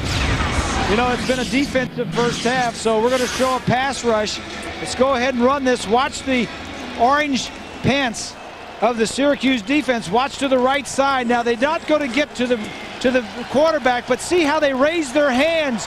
There were 3 guys right there. I hated that. Quarterbacks hate that when you raise your hands right in their face. It's like a picket fence. Here's a true freshman kicker. His longest field goal in high school was 48 yards. This is a 48-yard field goal attempt. And if you're on the other side, you think about somebody like Anthony Smith, who has blocked 5 in his career. Syracuse. Syracuse going to take a timeout. Timeout at the half. So they're going to make the kicker think about it a little bit longer. Ice the freshman. Has West Virginia started classes yet? He probably doesn't know where the library is. He's out here in a big game kicking a field goal. We saw a lot of kids walking around yesterday that found the library for the first time this week around Syracuse, and then a big concert over there by our trucks. They were all having a nice Saturday, and now most of them are in here to start the second work week of school. Hey, I was driving through West Virginia about a month ago on my way up to Pittsburgh, and it was beautiful. I'd never went through the mountains of West Virginia. Gorgeous. Went right through Morgantown. Rich Rodriguez says, yeah, he says, I'm from that area. Nick Saban, the new coach of the Dolphins, is from there. That's right. And, of course, Rich, 86 graduate of West Virginia, played for Don Nehlen. Yeah. So now they've slowed down the kicker, his thinking process.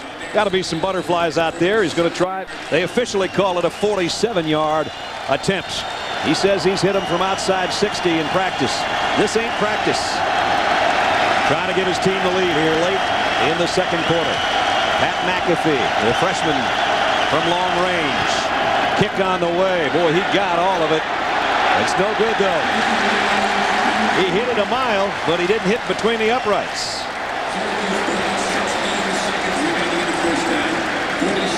So Syracuse will take over with 16 seconds remaining. That was a good try, though, even though it was a long kick for your true freshman. That was a good play offensively to try and get something on the board with your, you get your freshman kicker out there. Let him get one. You may have to try and kick one at the end of the game that's for the win and not just for. So it's good that he had one out there and got his feet wet a little bit. Barrett Patterson's going to take a knee here, and Syracuse is going to head to the locker room tied up in their first game under the new coaching regime. As in front of a big crowd at home, they got a touchdown from Damian Rhodes, but they gave one up on a Perry Patterson interception, and that's where we are. Dead even, 7 apiece at halftime. Let's check in with Swanee. Well, Coach, you're a man of your word. You gave your young freshman a chance to kick the long field goal. But let's talk about turnovers in the first half. Great effort by the Syracuse defense. How do you coach them not to make those turnovers? Well, we just can't do that. We're killing ourselves with turnovers. 3 of them, 2 of them in the red zone, chance to score. Our veteran players, and those guys know better than that. And they're going after the ball. We just got to protect it better. You seem to be doing a great job with both your quarterback using a right-hander to roll out in that last drive. Both guys are getting a chance to play more of that in the second half. They've been pretty composed for their first action, and we just got to get a little bit better run game going, and they're doing a good job on defense, but we got to bust some big plays on them. Coach, thank you. Okay, thank you. All right, fellas, halftime tied at 7 between the Mountaineers and the Orange of Syracuse. As we sent it from Brendan Carney to kick. He's been a busy guy today as a punter and now as the kicker as well. Vaughn Rivers and Antonio Lewis back deep. Good kick again. Lewis, this one's even deeper. This is about 8 yards in, and he won't bring this one out. Take a look at our Pacific Life first half statistics. And they're not going to be too pretty. You see that 174 that's going to come up for West Virginia, but you can negate that with the turnovers. Third downs, like we said, 0 for 14, 3 and outs. West Virginia's had 2. Syracuse has punted the ball 6 times. Look at this. First down, Syracuse has only made 2 first downs in the entire first half. Time of possession's about the same, but Syracuse's problem is moving the ball. West Virginia's problem is holding on to the ball. Adam Bednarik, who started the game at quarterback, number 11, split time with Pat White. He's back in to start the third. He's been pretty effective as a runner, especially in the ballgame so far today. First down, Mountaineers, their own 20. Colson sticks his head in there, got about 3. That's it. James Weiss, who's had a busy day defensively, helps out on the stop again. Big number 90. Bob asked me earlier, what did you like about yesterday? I thought he was talking about the players we ran into. You want to shake hands with a man, shake hands with James Weish. First of all, your hand disappears. Second of all, you only got about 3 fingers left when he gets done with you. Here's a swing pass out in the flat. It's a first down to Darius Renaud, a pickup of 11. First, West Virginia spreads you left to right with all that spread offense. And then they pick it up, they snap the ball, and they throw it out to one of those wide receivers. It's like a sweep, a long handoff on a sweep. But all you got is like 3 or 4 defensive guys you got to beat. Again, they don't huddle, at least for the majority of the time. They don't. First down just inside their own 35. The give to Colson, one of his better runs of the day, as he knocks it out for about 9 yards. Steve Gregory made the stop. Colson, leading returning receiver, shared time in the backfield with K.J. Harris last year, and we mentioned he had 133 yards, a career high last year against Syracuse. In fact, West Virginia's had 5 straight years of one of their backs having 100 yards or more rushing individually against the Orange. They've run well against Syracuse, averaging over 250 yards rushing the last 3 times they've played. This is going to be looks like a first down run. Got stood up, but he only needed to get to the 45-yard line and apparently broke that plane. Calvin Smith made the stop, but West Virginia opens up the third quarter with a couple first downs. So they've got something working here early. This is their MO. It's been their pass. Even when Rasheed Marshall was here the last couple of years, they were 7th in the nation rushing and 104th in the nation passing. So they've never relied on the pass a whole lot. First down, the 45 from the gun. Going to throw a slip screen over on the far side and got it almost 5 yards to Brandon Miles. West Virginia has come out, and we talked to Rodriguez, and he said that what we're going to have to do is see what Syracuse is doing and then make some adjustments. Now, the problem with that is we have a lot of young kids, and you can't adjust and change too much. But they've done very nicely, the offense and the defense. The problem with them are West Virginia. They just dropped the ball. Hold on to it.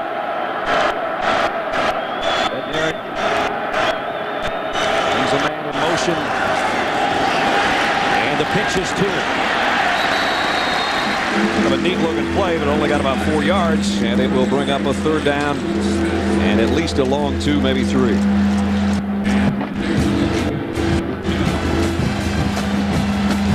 Down at the 47-yard line. So, all right, let's see if we can get an offense to make a turn a third down into a first down here. 0 for 14 already. We ever gone a whole half without a third down conversion? I don't remember one.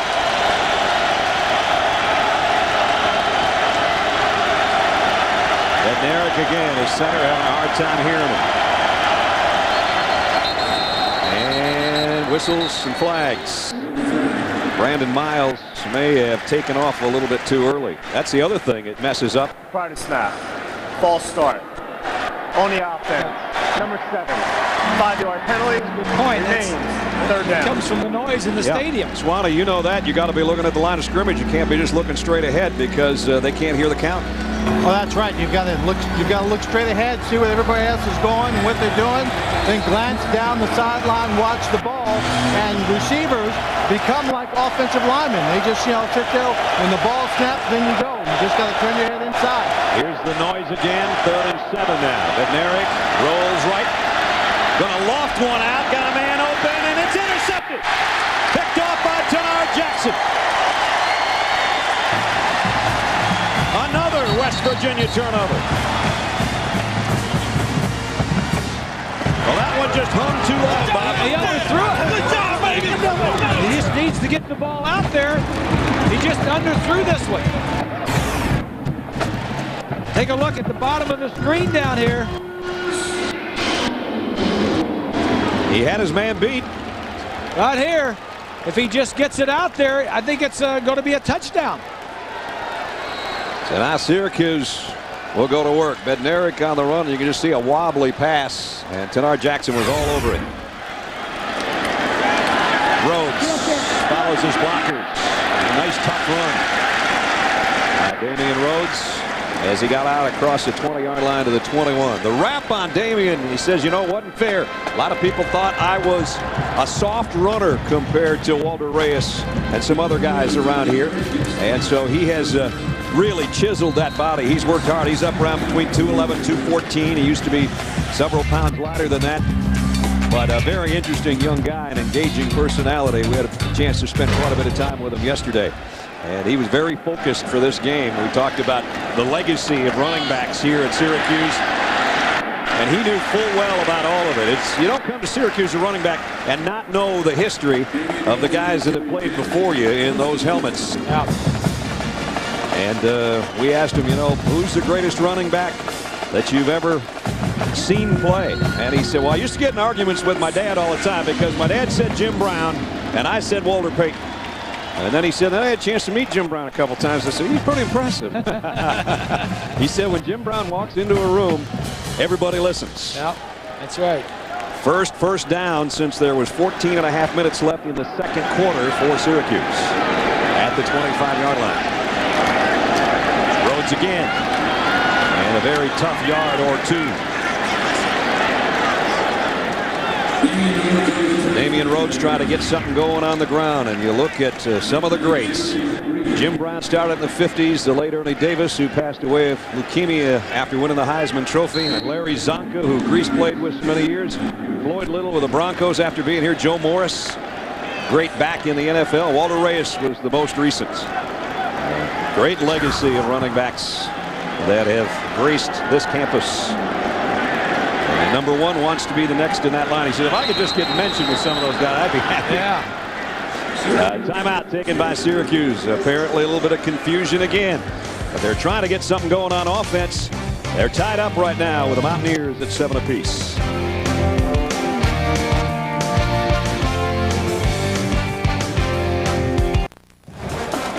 The commish has joined us, the commissioner of the Big East Conference, Mike Tranghese. Good to see you, partner. Good to see you, buddy. This is the first official Big East game in the new Big East Conference, and you know, the atmosphere around here at Syracuse today, though the game hasn't exactly panned out like we want.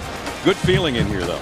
Well, they're excited. I think Greg and his staff have brought a real sense of excitement, and they've got a long-range plan, and I think their fans are excited about it. Sit in here with us, Mike, for part of this series at least, as we take a look at Syracuse go back to work after the timeout offensively. The second down and 8.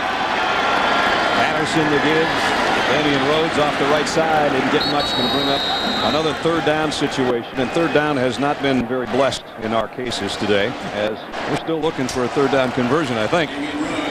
Mike, you know this well. Bob and I talked about it. You turn the ball over like West Virginia has, and you're not going to win very many ball games. 4 turnovers, 2 major penalties, and a missed field goal, and they're still in the game. Yep, still in the game. Tied at 7. We got 10 minutes left and change. Sounds like an analyst, doesn't he? Yeah, he's ready. He's ready. Here's a big third down for the Orange.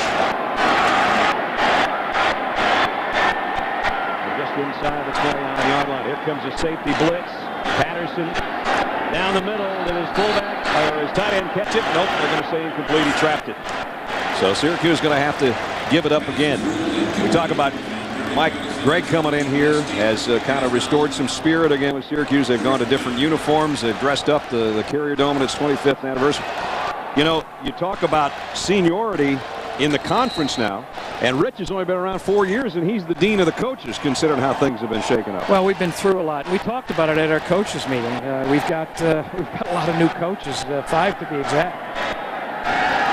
There's a punt upcoming. Busy punter today. And he gets away a short high kick. And they're going to have to clear out of the way and hope it doesn't hit anybody. And it didn't. They'll go out of bounds. And West Virginia will take over offensively. Let's talk about the conference. And Mike, you can take a look at the monitors over here. This is the new lineup and the new teams that are involved. And I guess when you look at that, everybody looks at Louisville because of the season they had and what Bobby Petrino's done down there, that they're the newcomer with the most juice right now, I guess. Well, short term they are, Brad, but you know, we did a lot of homework before we invited people. I look at a school like South Florida, who's just moved in a new facility, being in a hot football market like Tampa. And then Mark D'Antonio won a national championship at Ohio State as their defensive coordinator. We think long-term that we have a number of programs that can be successful. UConn, Randy Edsall's done a great job. Randy's done a great job. It'll be fun to see some of the new guys, the new blood in this conference. Right now, the team that's won or shared the conference crown the last 2 years, West Virginia, has it back on offense, and they're trying to change that tie scoreboard at 7 apiece. And Colson on the carry has had a struggle of a day, sort of, as he wanted to do so well against the guys here from Syracuse after not being recruited out of Rochester, New York. And to find back. The defense has been tough today. Here's another time that they get it out and swing it out. And Renaud picks up another first down, pick up a 14. Renaud limps off. It looks like he may have a cramp. I've seen a lot of cramps the last couple of days in college football. Last year, Mike, West Virginia started off so well and were just rolling along, and then they hit the bump at the end of the season, or they'd have been the BCS team. Well, they would have. They had injuries, and they just struggled to throw the ball. People were putting 8 and sometimes 9 people in the box, and Marshall was a great athlete, yep. but their passing game just let them down at the end of last year. How about the future of the conference? What are we going to see? Basketball, it's great. I know I'll be part of a big game that's going to be here, Louisville and Syracuse, coming up on ESPN Saturday night games. What's the future hold? Well, a lot of excitement, I hope. Yep. We're excited about what we've done in restructuring and just looking to playing, Brad. We've just been so much talk the last 2 years. Yeah, that's right. Want to watch games, let the kids play, and ultimately, whether it's football or basketball, we're going to be judged by the results of games. Absolutely. And that's the way it should be. You and I have been on planes together, and we've talked this thing over and hashed it over a million times. The past is the past. Everybody will get along, be it the ACC and the Big East somewhere along the line, and there'll be a Sugar Bowl berth for one of these teams out of here. Well, you think about the Sugar Bowl and you think about what's happened in New Orleans. It's just, and I have some great friends in New Orleans. Paul Houlihan, the executive director, and Sam and Melanie Zurich.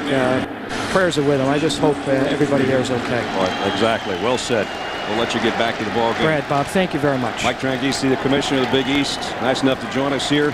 Talk a little bit about the new conference alignment and the teams involved. Steve Gregory's heading to the locker room. Second time he's been banged up today. I think he had just going to go and get some juice in there. I think he's got some cramps, getting some fluids, and come back out and get back in this ball game. First down, meanwhile, for the Mountaineers. Play fake, Bednarik hammered, but he got the pass somehow to his fullback. What a play. Wow. Sam Weiss just leveled Bednarik, but he got it to Owen Schmidt somehow.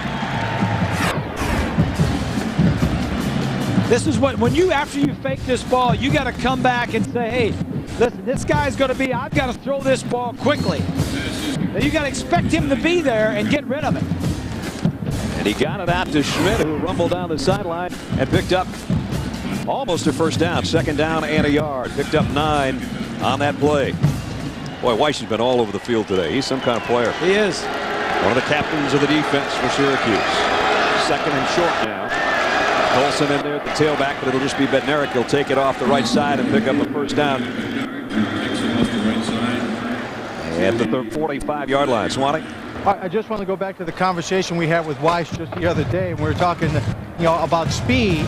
And folks at home, we want you to understand, we're not just saying speed because compared to other big guys. When you say he's fast, I said, how fast do you run a 40? He goes, me? He goes, 4.47 seconds. I used to see that a lot as a wide receiver. Yeah, he's a defensive lineman. As Bob said, Swanee saw it at the 35-yard line. Isn't that what you said? Yeah. No, we were talking about 4.3 speed. I saw 4.3 at the 35-yard line. Oh, boy. Swanee ran the 40 and about 35 yards into it. It'd be 4.3, 4.4. Oh. Second down and 10 coming up. Bednarik, boy, I tell you, for a guy that's had limited action, never started, a sophomore, he has been one tough cookie today because he's 12 out of 17 throwing the ball, and he had the best run of the ball game in the first quarter, a 28-yard, and it wasn't a scramble. It was taking guys with him along the way. It's a tough customer. Throws down the middle. Got his man. First down inside the 25, and it's Brandon Miles. You talk about toughness. You don't have a name like Bednarik unless you're tough. Adam Bednarik is a second cousin of a guy we talked about earlier. You used to call him Concrete Charlie. Remember that picture? Chuck Bednarik? Yeah, that's Frank Gifford. I'm sorry, Frank, laying there. member of the Pro Football Hall of Fame and one of the great players of all time with the World Championship Eagles of the 60s season with Norm Van Brocklin and those guys. And here he is, his second cousin is sticking his kisser in there for a quarterback today, I'll tell you that much. The thing he's done is he's completed a high percentage of passes, got some good rushing yards, and operated this offense. He almost threw that one away, though. Anthony Smith almost picked it off. He's the captain of the secondary, and it was a bootleg again, and his man was open, but he didn't get enough air into that one. Anthony Smith has been everywhere today. He said in past years he's a big hitter back there. He's a Thorpe candidate. He's a 4-year starter. He intercepted some balls last year, 3 of them, led the team in interceptions. He said over the years he's gone from wanting to make the big hit to rather getting his hands on the football. Almost got an interception there. 7:13 to go. 7-7 game. Second down and 10. 5 receiver group here for Bednarik.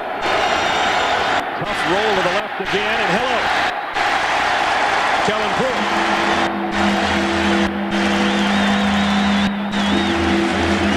Take too many of those shots, and you won't go that way again. Watch the top of your screen. Pruitt's going to just come around the corner, and down he goes. Ooh. Face mask to face mask right here. Bang. They're hitting people. We're not scoring many points, folks, but we're hitting people. They're down at 16. Crowd comes to life for the Syracuse defense. They might have jumped into the neutral zone. Yes, they did. Flair out to Colson. Trying to cut back inside, and does it pretty well. Inside the 30 to the 29 with a penalty marker at the line of scrimmage. Travis Garrett, the offensive tackle on that left side. Offsides on the defense. Number 95. 5-yard penalty from the previous line of scrimmage. Replete. Third down. And he was up there matched up with Nick Santiago, who jumped. That gives West Virginia another opportunity to pick up a first down and get a little bit closer in case they have to kick a field goal. They haven't walked the penalty off yet.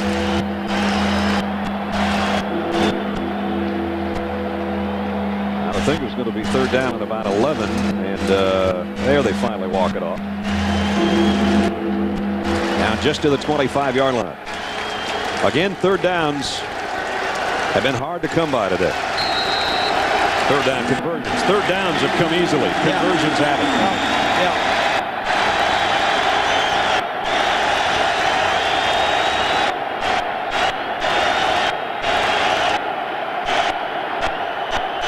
Again has to come forward for his center to see that he's ready. Pumps once, may take off the other way, but he's got a long way to go. He went diving for it. I tell you, anybody that says he's not the runner of the two quarterbacks, I'm not so sure. He lays out at the end, and he's about a yard short. But look at this. Well, I like the way he puts the ball in the other hand away from the defender that's going to hit him, and holds on to it, dives for the first down. A much shorter field goal now for McAfee. A 33-yard attempt for the freshman. He missed from 47 near the end of the second quarter. This to try to give the Mountaineers a 3-point lead. McAfee, kick on the way, and this one's got plenty on it. It's perfect. So there's the first 3 points of his college career. And Rich Rodriguez' team has the lead for the first time today. Good-looking drive by the Mountaineers. Stalled a little bit, but they'll take anything they can get right now, and the 3 is good enough to take the lead.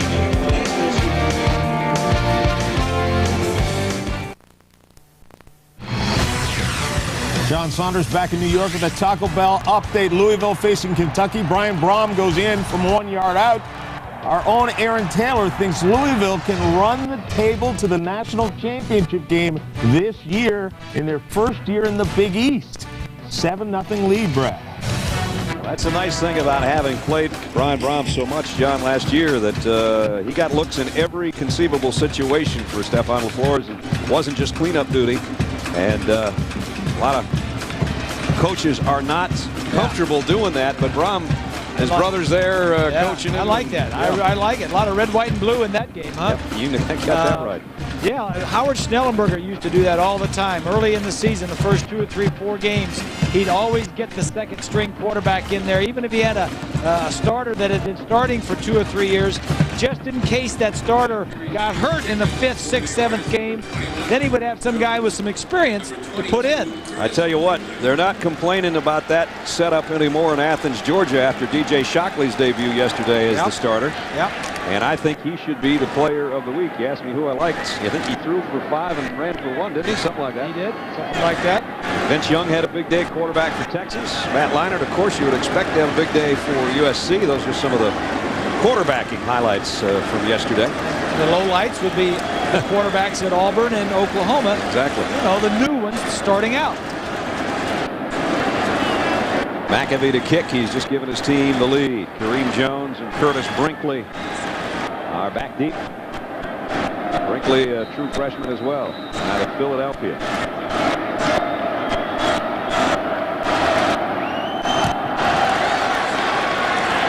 Nice kick. Over to the goal line to Jones. Kareem Jones, well, I don't know if he got to the 20 or not. I don't think he did. Got to about the 19-yard line. That's where Syracuse will work offensively, now trailing by 3. The Dr. Pepper College Football Kickoff Weekend on ABC Sports, brought to you by Pontiac. Go online to vote for this week's Pontiac game-changing performance. Wrangler, makers of Wrangler Jeans Company, a new generation of Wrangler. And Allstate, a proud sponsor of the Bowl Championship Series. Brad Nessler, Bob Greasy, Lynn Swan, and our ABC crew here in Syracuse on that Sunday where the team at home is down for the first time today, 10-7. Jones, who just returned that kick. They fake it to him. They throw it out complete to the tight end. Kaleski, a big target. Yeah, get him outside the pocket. He's more comfortable outside the pocket. Let's check in with Swanee. Well, thank you, Brad. I'm on the sideline with the athletic director for Syracuse, Dr. Darryl Gross, and you were instrumental in helping build the USC program, national championships back-to-back, but you have to be happy with the outcome, all the people here this afternoon. Well, we tried to create a lot of momentum and buzz in town, and I think we've accomplished that. We got a great coach in Greg Robinson, and the people have responded and showed up and showed that they could back this program. I mentioned all those things about USC because you came from a program with a lot of history and tradition. You did a lot in terms of developing marketing.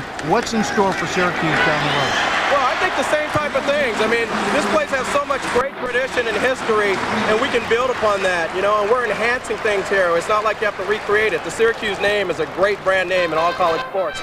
And so we've been able to enhance it, and we're going to take it to another level. A lot of people will think about Southern Cal being in Los Angeles, a major city, but you've done quite a lot to reach out to New York City from Syracuse, haven't you? Absolutely. We've got a lot of alums and fans and friends down in New York City as well as all over the great state of New York. And we want the people in New York to know that Syracuse is their team, and we're their home team. And so we want to represent for the whole East Coast, and that's what we're trying to do. Well, I know coming into the stadium, all the students here were yelling and cheering for the coach when he brought the team on the field. And I asked a few of them, they said, why are you so excited? They said, we're excited about the change and the possibility of success here in Syracuse. Well, we believe it. We believe we can dream that way, and just like we did at SC. You know, a lot of people say we can never win a national championship there again. This place has the same kind of ingredients: history, tradition, Jim Brown, Ernie Davis, all those kind of folks. Like we had the great Lynn Swan at SC. They've got those greats here, and we can build on those things. And the people believe it. I believe it. We've done it before, and I think it's going to happen again. Well, Darryl, all the best to you. Good luck down the road. Thanks, Lynn. I appreciate it. Okay. Darryl's done a nice job in having that presence in New York City. They've got some banners and billboard-type things up there with the Syracuse logo on it. He's established a radio station in the city that will carry the Syracuse football games and may indeed carry their basketball games by the time that season rolls around, too. So a lot of changes, a lot of new enthusiasm here. And Paul Pasqualoni, of course, had been here 14 years as the coach. In the last couple of years, everybody thought everything got a little bit stale, but it's kind of a new era beginning. They just like to see the offense start to click, and it had while Darryl and Swan were talking there for a couple of first downs, but that play blew up in Perry Patterson's face.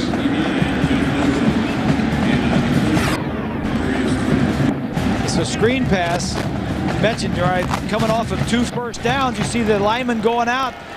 The the receiver, I think that's Jones in there, falls down. And now it's another 3rd and long. But one of the things that Dr. Gross did, the first thing he got here, he got a call from Pete Carroll at USC and says, hey, I got a guy for you. I got a guy. Why don't you talk to Greg Robinson? 3rd down and long here. Let's see if the Orange can pick up a 3rd down conversion. Flare it out, Jones. A lot of Mountaineer defenders out there. And they make the stop. It'll bring up another 4th down as we bring up John Saunders. John? Brad, and Pontiac game-changing performance update. This is one of 4 nominees for the Pontiac game-changing performance. That's Tim Bracey picked E.B. Halsey 13 yards as Illinois beats Rutgers in overtime. Vote for your Pontiac game-changing performance at ESPN.com. Keyword Pontiac. Brad. Thanks, John. While we were getting ready for the game and being up to shoot the practices and walkthroughs and our meetings yesterday, we heard that Illinois score, and we all kind of rolled our eyes and said, oh, Ron, that's not a way to start your Illinois career, but they came back and won the game. From the 15 and out across the 20 to the 21 is Anthony Mims. So now West Virginia's got the lead and the ball here late in the 3rd quarter. 2:51 remaining. There's the little Mountaineer.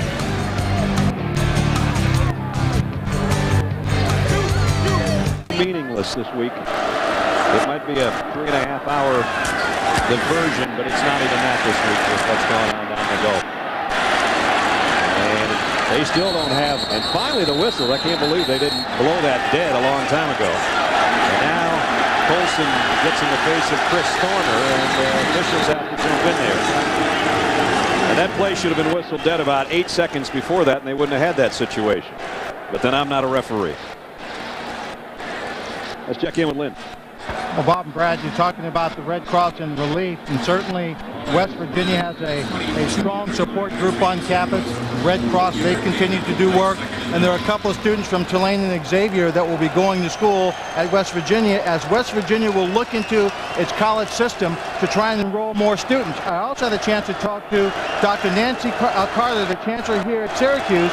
They have 300 students they've enrolled that were at Tulane or Xavier, plus another 200 in the overseas program, and they're waiving tuition for all of those students. So that's 500 students who are now currently enrolled at Syracuse University in their program. So that's extraordinarily generous, but the kind of necessary support for those people that's going to be needed across the country. Great point. 3rd down and 7. Under a minute and a half in the 3rd quarter. West Virginia 0 for 8 on 3rd down conversions. This one won't be easy. You get the feeling if Syracuse is going to win this game, the defense is going to have to lead the way. Bednarik flush, throws it away. And West Virginia will have to punt. Corner again was great. Some havoc, big number 56, as he had a great defensive series that time. Big fella rumbling off. There he goes. 312-pounder. Yeah, that Drame, Weish, Lacasse, all 4 of those front 4 on the defensive line have played well today. Brady now to punt on 4th down. And he's down inside his own 10.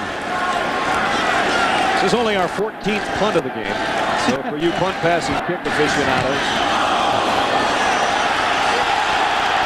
Penalty marker down. Brady drew a flag. Anthony Smith, I think, got him. Smith, I think, trying to make something happen. Now is it running into the kicker or roughing the kicker? Running into won't be as damaging. Roughing will be bad. It was 4th and 7. Yep.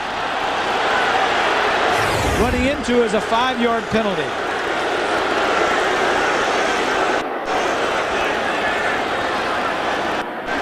Still haven't heard officially from referee Gerard McGinn. Yeah, you've got to stay away from that one leg that the punter is up on. I mean, they're protecting the punter.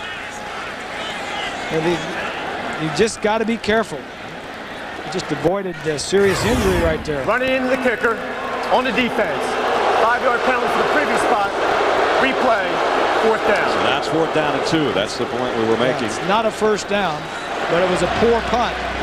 So West Virginia will try it again. Anthony Smith is the kick blocker on this team, be it punts, field goals. He's got 5 in his career, and he's lucky. Yeah. He got caught with his hand in the cookie jar a little bit there. You've got to take chances like that. And you're probably going to get some roughing the kickers. Like you said, if it isn't their defense, their special teams might have to win. That's right. You know, it's the only touchdown the offense scored was set up. They only had to go 18 yards. Right. That was following one of their own punt returns and a personal foul. There you see number 53, Magro again. The linebacker open up that swinging door for Brady his punter and then close it back. And now they're going to do the running boots kick again. Brady does a real nice job with that one. As you might expect, a little better than his quarterback did. He knocked it down inside the 25-yard line. Tomorrow night, Dr. Pepper kickoff weekend on ABC wraps up one of the great rivalries in college football. Should be a dandy. Number 9 Miami against number 14 Florida State down in Tallahassee. 8 Eastern, 5 Pacific. Right here on ABC Sports. And the Noles and the Canes, 50th meeting tomorrow night. Miami has won a bunch in a row and leads at 29-20. Larry Coker's done a great job, hasn't he, down there? Sure has. Bobby Bowden, what's this, his 39th or 40th season? Something like that. He's won more than anybody in Division 1A. Syracuse's longest play was on that previous possession, a 13-yard pass play to the tight end. Here's Damian Rhodes, and he put it on the ground. And they say Syracuse got on top of it. So there was an opportunity for West Virginia, too. Mike Lorello coming up from that bandit spot. He put the helmet in there, and there came the ball. Yeah. A nice job of pulling the ball out. That's with McLee, huh? It was the 43 McLee that actually pulled it out. Lane in motion on a 2nd down and 5. Now it's Jones. And Jones has stood up and a flag down on the far side of the field. That's going to be possibly the final play of this quarter. It's the 2nd time we've had a penalty as we hit triple zeros up there at the end of a quarter. Eagle shift on the offense. Number 81. 5-yard penalty from the previous spot. Replay 2nd down. What Syracuse is trying to do is very, very difficult. You got a new head coach who is a defensive coach, defensive minded, and he brings in the West Coast offense. And the guys that are running that, Brian Periani, he was a tight ends coach at the Denver Broncos. He had never run an offense before. Then you've got, I think, yeah, he's in the middle there. And they got Major Applewhite, who was a graduate assistant at Texas, was an outstanding player, is going to be an outstanding coach. They're going through this for the first time. Periani's calling plays for the first time. Patterson's running this spread offense for the first time. Quarter. I mean, it's a work in progress. It's going to take time. Look what happened in Nebraska. Bill Callahan comes in. It takes him a while. Well, we got 15 minutes left. West Virginia's got the lead over Syracuse at the end of 3, 10-7. Our presentation of college football continues after this message and a word from our ABC station. You're watching Dr. Pepper's College Football Kickoff Weekend on ABC Sports. From Morgantown into Syracuse, the Mountaineers looking to pull off a win on the road. But the Orange, with a new atmosphere, a new coach, hope that they can win their first game in Big East play. It's been a hard-hitting battle led by the defense and the special teams. Too many turnovers, enough to make a coach look like that. And that's where we are as we head into the 4th quarter. Brad Nessler, Bob Greasy, Lynn Swan on our ABC crew. Mountaineers lead 10-7. We start the 4th and final quarter from the Carrier Dome. Syracuse has a 2nd down situation. Perry Patterson with a 2nd and 11. Has been ineffective for the most part throwing the football today in this new Syracuse offense. And they try some option from yesteryear, and they almost gave it up. Well, little throwback to last year. Yep. And they haven't been working on that a lot, I know. It's got to be very frustrating for Robinson. Yeah. I'll tell you what, the West Virginia defense aggressiveness is blowing up this whole offense for Syracuse. That was Mike Lorello who knocked the ball out of there. Patterson was fortunate to get it back because he ran right into number 23 and then found his own fumble. But I think I like the call. I like trying what we're good at. Lorello just made a good play. Quick slant lane. He took a shot after dropping the football too in the secondary. Jamal Adai a little bit behind him, and it's 4th down, and it's again a punting situation from their own goal line for Brendan Carney. Yeah, well, the offense obviously is not doing well for Syracuse. 12 possessions. They've had 10 punts. They had 1 interception that was returned for a touchdown against them, and they've scored 1 touchdown. So not much production today. So Carney will be near his own goal line when he kicks this one. Rivers and Lewis both back to return.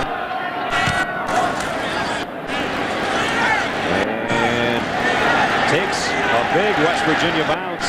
They're going to have great field position. I think they threw the beanbag down at about the 45-yard line, though it looked like it bounced closer to the 43. Only a 30-yard kick. And the Mountaineers now with the lead of 3 with 14 minutes to play in great field position. They will spot it at the 43. Let's check in with Lynn. Well, Brad, we were talking about the hurricane, and the West Virginia Mountaineers have about 13 players from that region, New Orleans, Mobile, they're down there. But we want to talk about one in particular, a defensive lineman named Craig Wilson. He's a junior, wears number 66. His parents and grandfather were down there, had some problems, and they got to a shelter in Baton Rouge. But his uncle, Alvin Wilson Jr., was in a hospital in New Orleans, but was transferred to another place, and they have not refound him. So if anybody out there knows where his uncle, Alvin Wilson Jr., is, please contact West Virginia University Athletic Department and let Craig Wilson know that his uncle, where he is and where he can be found. Wow. Well, Craig played down at John Curtis Christian High School down there and lived really near the airport in New Orleans, kind of right across the freeway there in River Ridge, Louisiana. So it's basically right across the Mississippi and across the highway right there. So very close to where all the tragedy took place. And man, if anybody knows the whereabouts, please call West Virginia. That's any help we can give you. On TV, we'll give you. White back in at quarterback. He's just going to run it. And they have that play in there a la Michael Vick, sort of, and he squirted out there and got some pretty good yardage on it. I think Rich Rodriguez's philosophy right now is offensively, don't do anything to help Syracuse. Just don't run the turn ball. it over. Don't throw it up for grabs. You know, make Syracuse beat us with their offense and not with their special teams or by a stupid mistake. We've turned the ball over 3 times today. Don't help them anymore. Looking to the sideline. And they set up with Waltney again, the freshman. The tailback in the eye. Big 3rd down and 1. It is Waltney. Puts his head down and just barrels his way for the 1st down. He met Kelvin Smith head-to-head, and the freshman took it for a 1st down at the 30-yard line. Tell you what, 2nd time he's carried on a 3rd down and short in a conference game and a big game. I got to give him credit. They must like this kid a lot to let him handle a football. Well, they've got 4 good running backs. 2 of them are true freshmen, so it's tough to get everybody a lot of reps. But every time he's been in there, he's been impressive. Drame is the guy that's shaken up Jason Gwaltney. We talked about the shot of him. Single season record for rushing touchdowns and points for New York. Single game, 437 yards he had in one game and 9 touchdowns. 54 points he scored in a single game, and they really are high on him. He had 7,800 career yards and 2,845 touchdowns in his senior season. They already have that number 14 in the stores, in the bookstores and in the department stores in Morgantown. So every time it looks like Drame's going to be all right, but every time you start telling me about high school stats, I start saying, well, who'd they play against? I mean, who was the competition? there on the sideline, and they're working on his lower leg as Drame, who's had a big game at defensive tackle for Syracuse, being helped off. By the way, that 3rd down and 1 that was picked up is our first 3rd down conversion of the ball game. 1 for 21 combined between the two teams. We'll take him whenever we can get him. 1st and 10. White rolling left, throws, got a man wide open. Colson inside the 15 and down near the 11-yard line. Colson out of the backfield with a left-hander, put it right on him.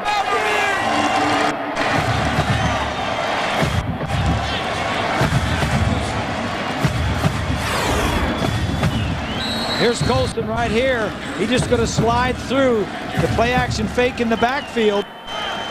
Slides through. He sneaks out of there. Now he's wide open downfield. Look at this. Look at the spot. Good play. Nice play action. At the 11-yard line. 1st and 10. White to Colson on the handoff. And he lost the ball. Syracuse says they have it. No signal yet. It was on the ground. You could see it. I don't believe they blew it dead. No, they didn't blow it dead, or else those officials wouldn't be climbing in there. That's right. And now the unpiling begins. There's a lot of fighting and scratching going on at the bottom of that pile. Orange has it. Wow. Turnovers kill you. 5 West Virginia turnovers, 2 in the red zone. Take a look at this. That ball's already out. Out early, yeah. How many is that for Colson? He had a couple fumbles. I tell you what, if you're a running back or any player on the field, if you put it on the ground, you're not going to get on the field because you just cannot turn the football over. West Virginia has outplayed Syracuse by far. I mean, it isn't even close. The only thing that has made it close are those 5 turnovers.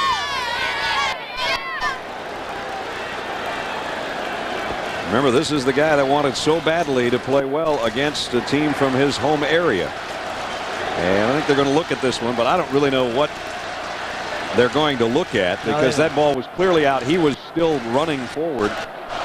But we'll take another look, and they'll have a look. That's what it's here for.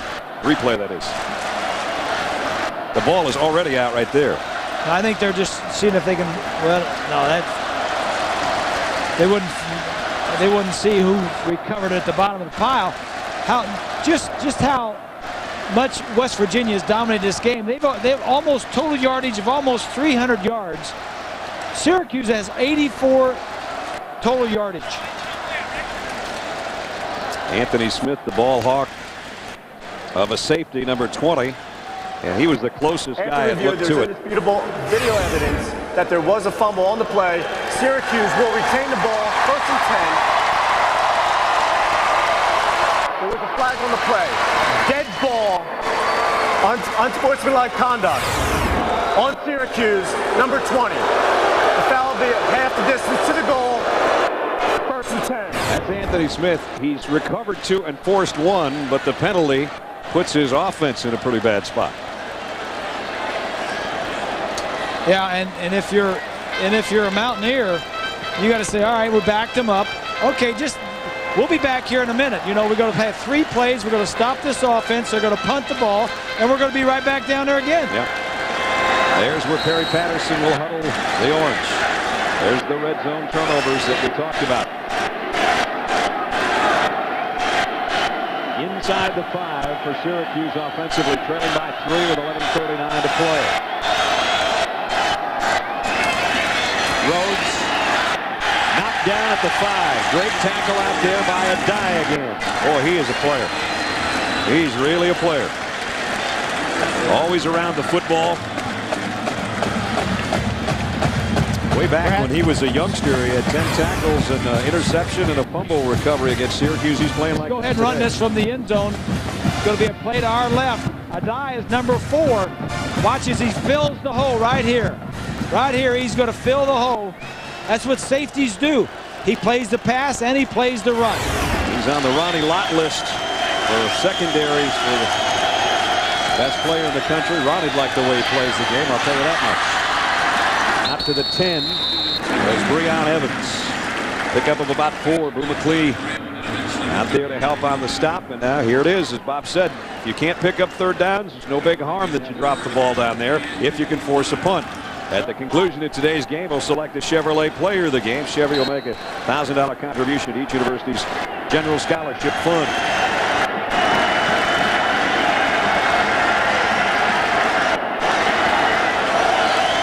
This is in the area where you pick them up. 3rd and 5, 3rd and 6.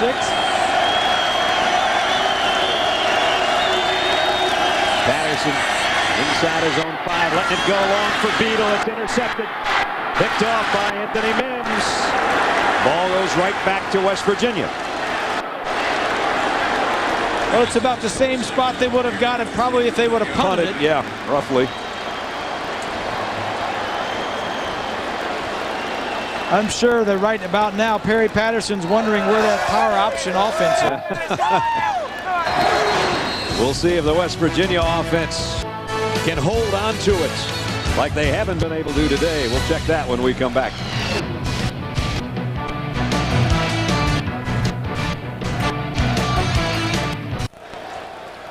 West Virginia, the lead by 3. They've got the ball. 10:09 remaining in the 4th quarter. Second straight time they're going to start in Syracuse territory at the 44-yard line. All the fans in orange hoping that their defense can make a play, or maybe the special teams, because the offense has been stymied all day long. Pat White at quarterback gives it off to Gwaltney, the freshman. Stood up in the hole at the 41 by Kelvin Smith and Ryan Lacasse, but he got a decent gain of about 4 yards on the play. You get the feeling right now, if West Virginia gets down here and gets a field goal, their defense is just going to tee off and say, let's see you score a touchdown on us. Yeah, well, it's all been one-sided the second half. Syracuse offense has not done anything, and the defense has been on the field most of the second half. Syracuse shows blitz, handoff down to the 37 to Gwaltney. Chris Thorner in on the tackle. Field position in the second half has been big in favor of the Mountaineers. They've started on average from their own 37, while Syracuse has started inside their own 15. Syracuse fans know football. They know that their defense has got to get a stop or get a turnover to give them any hope maybe today, and they're all up again. 3rd down and 3.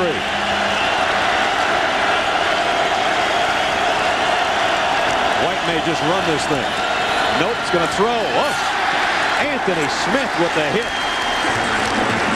It's a good call by Syracuse defensively. Greg Robinson is the defensive coordinator. It was 3rd and short. He blitzed, not giving the quarterback long to make a decision, and he had tight coverage. There's Smith, number 20, right on top of him. Bednarik out there, and again, you'd think that maybe he'll do the first kick again, the quick kick. Here it comes. He's done a nice job of that today, and this time even better. Renaud got down there, almost caught that thing on the fly. Would have been the best catch of the day. It's inside the 5-yard line. You know what? It's very impressive the way they work. I look immediately to Rich Rodriguez. He's got these guys organized, playing hard, playing aggressive. Very impressive for their first time out.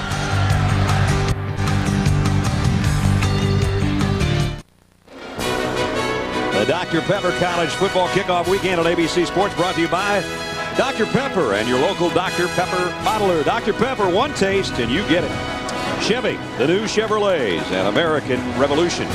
And all states. Are you in good hands? Tell you what, if West Virginia had better hands today, they wouldn't be only up by 3 points. 5 turnovers. There's West Virginia total yards, almost 300 yards. Syracuse hadn't cracked 100 yet. But still in the ball game, and they've got the ball back. Right. Longest play was that throw to Kowaleski, the fullback. 13-yard pickup in the previous quarter.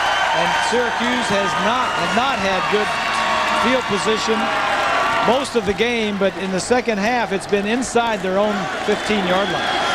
Rhodes at tailback. That's a tight end in motion. Rhodes. Well, the West Virginia defense is tough. Jay Henry put his head in there. The junior out of Tulsa, Oklahoma, and he makes the stop. Take a look at that defense. It's a 3-3-5, as we mentioned, and if you play that, those guys are going to be moving. It's a linebacker defense. The linebackers are filling and making all the plays. Henry out of that great football program in Jenks, Oklahoma, with Alan Trimble and all the Class 6A titles they've won down there. Rocky Kalmus and guys like that played there. Here's Patterson throwing nobody home out there. Kavaleski was the closest guy. Keelan Dykes was putting the pressure on. And Henry had good coverage. A linebacker, good play action, roll out. I mean, everything that the Orange tries, the Mountaineers have something for it. And Jay Henry, the linebacker, not only a good player, smart player, never had anything but an A since elementary school. Not even one in college. His buddies said, couldn't you get a B once in a while? You're making us look bad. What kind of classes is he taking? Well, I'm sure he's taking pretty good classes. I'm sure he is. You always have to question that, don't you? Third down and 12. From the end zone. Patterson in trouble. It's a safety. 2 more for West Virginia. And it's Ernest Hunter, the nose tackle. And now the Mountaineers will get the ball back, too. Well, you can't imagine a much worse day than this for Syracuse offensively. We kept saying, and we said it on the previous possession, hey, we'll get the ball back because maybe they'll have to punt. Well, this is even better. Perry Patterson in trouble, and down he goes. And you got a great look right there of all he saw was a big defensive nose tackle. A linebacker coming in the gap. You can't get outside because the end has containment.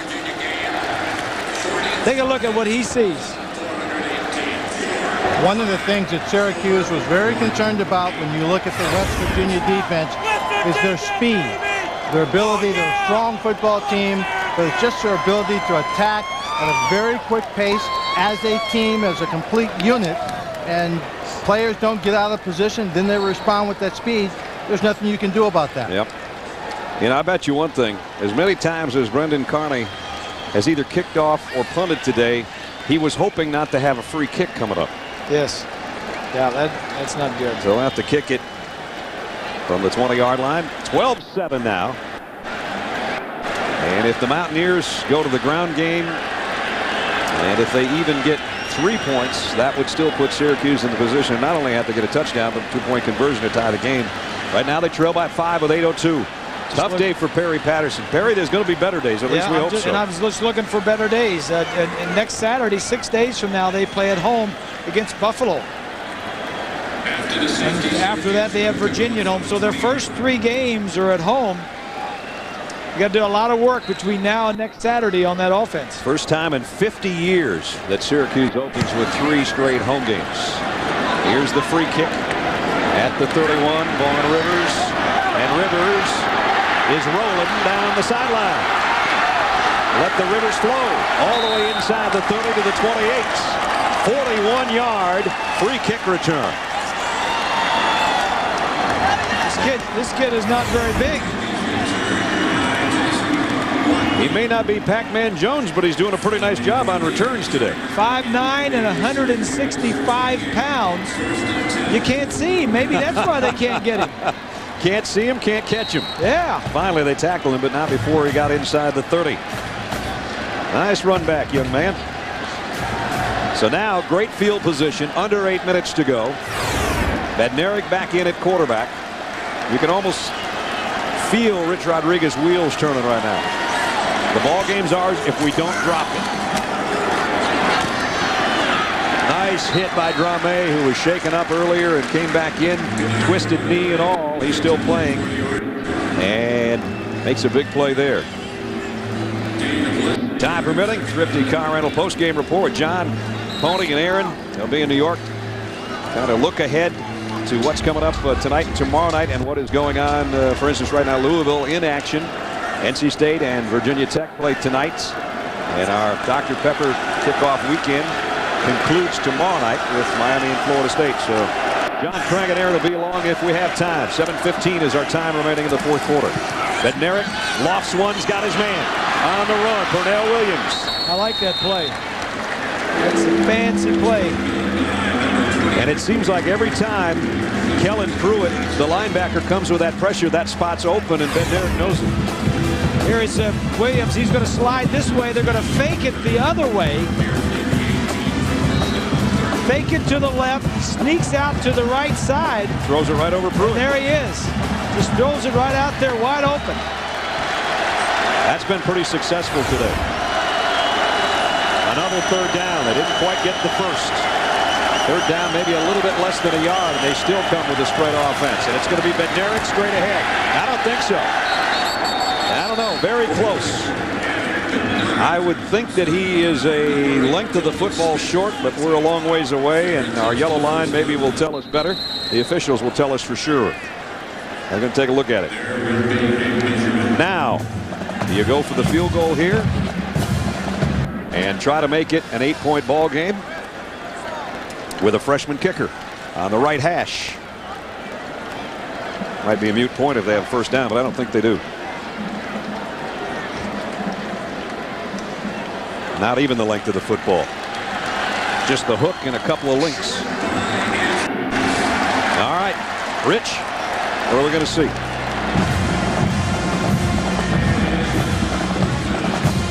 There's your freshman kicker. The last time he had this situation, he gave it to his freshman bruising tailback. Well, he said he lost a lot of seniors last year, and he says about half the travel squad had never been on the travel squad before that he brought up here. Got a lot of young players. Here they go. McAfee puts his teeth guard back in the side of his helmet. Bednarik stays in there. Fourth down, about 6 inches. He'll go under center here. And he might take it himself. He's been the toughest runner on the field today. There he goes. He didn't need much, he didn't get much, but I think he got enough. He did. It's going to be a first down. So we're going to work our way under 6 minutes now, and the Mountaineers are in the red zone. I don't think they're as worried about that as they are just burning up that clock right now. They lead 12-7, and they'll take it any way they can get it, getting out of Syracuse with a win, considering how many times they put the ball on the new field turf here in the Carrier Dome today. They're 2 for 2 on fourth down, and they're 1 for 12 on third down today. Courtesy Pat McGrath. That's a great stat. It is. Boy, Syracuse still hitting on defense. Penalty flags fly in at the end of the play. Short gain near the 15-yard line. There is a flag. It's holding against West Virginia. West Virginia has won 3 straight over Syracuse, and the last time anybody was able to do that was Bobby Bowden as the head coach of the Mountaineers back in the early 70s. Holding on the offense, number 49. 10-yard penalty from the previous line of scrimmage. Replay, first down. No West Virginia coach has ever beaten Syracuse 4 times in a row. Rich Rodriguez can become the first. 5 minutes and 43 seconds from that.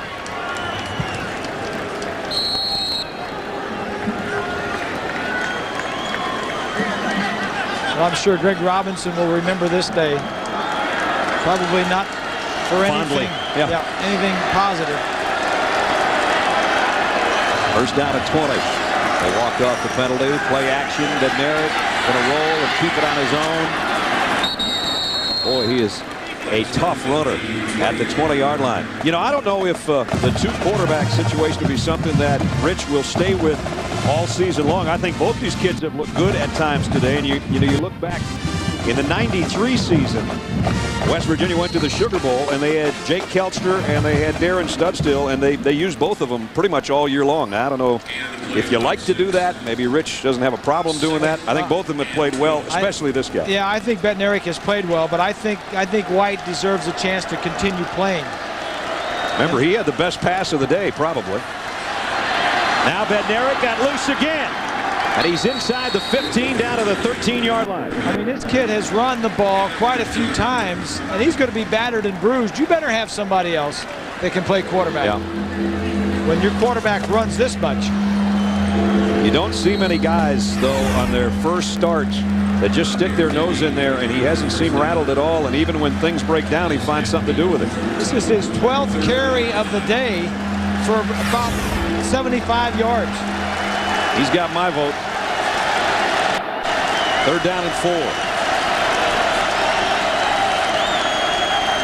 Another 3rd down. They just keep cropping up.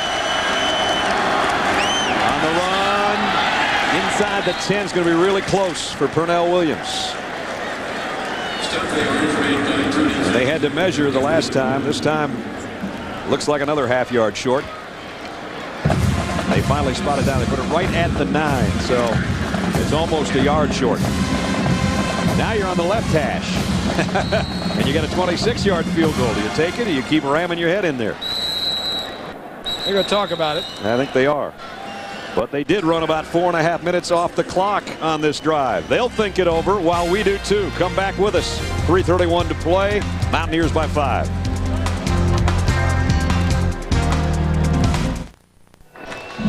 Our Pacific Life game summary, a game of turnovers. Way too many for West Virginia as they put it on the ground 5 times, including a couple of fumbles by Colson. But Syracuse has been just as good at giving it back. That interception might have been the last chance they had in this quarter. And then the safety with Barry Patterson running for his life. Ernest Hunter with a safety. That's where we are right now, 12-7. The discussion during the timeout was made. Rich Rodriguez doesn't look totally happy, but what he has done is sent out his freshman kicker again. And he's going to try a field goal of 26 yards. He hit one earlier, missed one from 47. Hit from 33. The Orange best chance may be for a block and run it the rest of the way. They're trying to give him an 8-point lead. Kick is up, and it's perfect. Well, the freshman kicker has 2 big kicks. I do too. I like him a lot. He's going to be a weapon before his time's done in Morgantown. But there's still hope for Syracuse because a touchdown and a 2-point conversion would tie it up.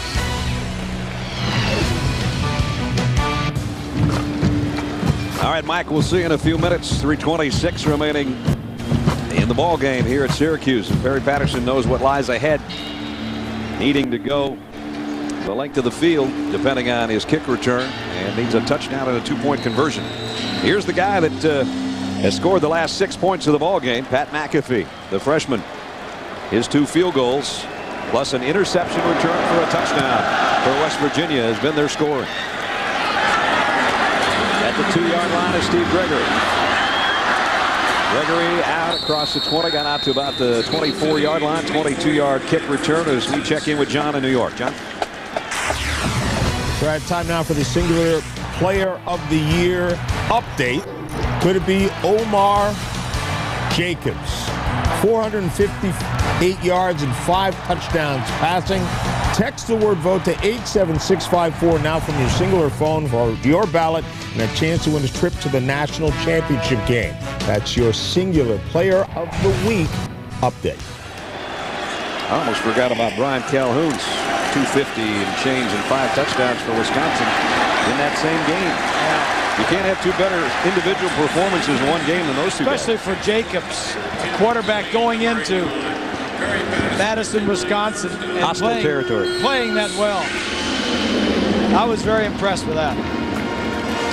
Pickup of 11 as Syracuse out to the 35-yard line, still with some hope here with 3 minutes to play. Patterson now changing things up. The clock winding down. 5 seconds on the play clock. Throws a quick pass high, almost picked off. The ball was loose momentarily. Rice Moss. There was 2 guys out there. He got his hands on it, and then it sort of squirted up in the air. He's lucky it wasn't intercepted. I guess it's about time for us to look at who's hot, in your opinion. You got to throw in USC. I mean, 2-time national champion. Notre Dame, very impressive. Very impressed with Charlie Weiss and his Georgia Tech beating Auburn, TCU beating Oklahoma, and Clemson coming back to win that game. Some of the teams that are hot early on in the season. Patterson. That's a who's not pass there, intended for Lane. Who isn't hot then, Grease? Well, you might imagine Oklahoma is not very hot. Auburn, Pittsburgh, very similar to this situation here in Syracuse. BYU lost to Boston College at home, and Washington losing. But Pittsburgh with a new coach, Wannstedt, and the Syracuse with Robinson as a new coach. So much hope, so much expectation, and things just didn't go well for Pittsburgh, and things are not going well, at least offensively, for the new offense here with the Orange.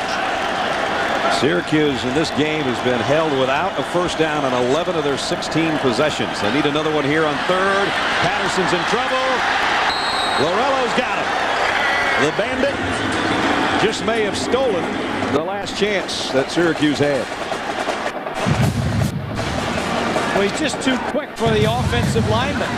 And our question at the beginning of the game about Patterson and the change of offenses, could he handle it?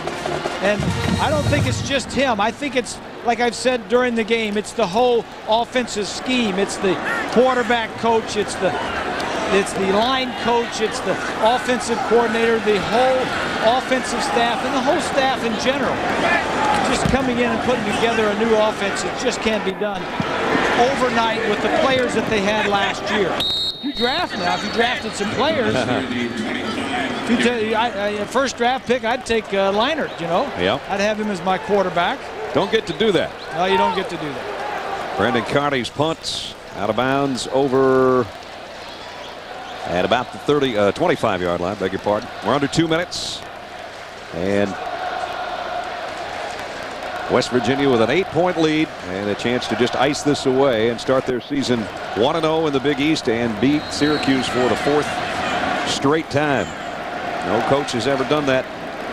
Our players of the game, our Chevrolet players of the game, that guy, Adam Bednarik, really tough on the ground today and doing a good job running the show. And Anthony Smith, 4 tackles, couple of fumble recoveries, and forced a fumble as well defensively, number 20 for the Orange of Syracuse. Our congratulations to those 2 young fellas. Chevrolet will make a $1,000 donation to each university's general scholarship fund on their behalf.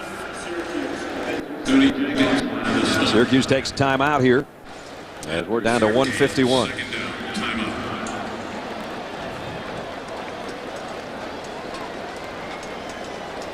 West Virginia schedule-wise, they have Wofford at home next week, and then on September 17th they'll be at Maryland against Ralph Regent's group.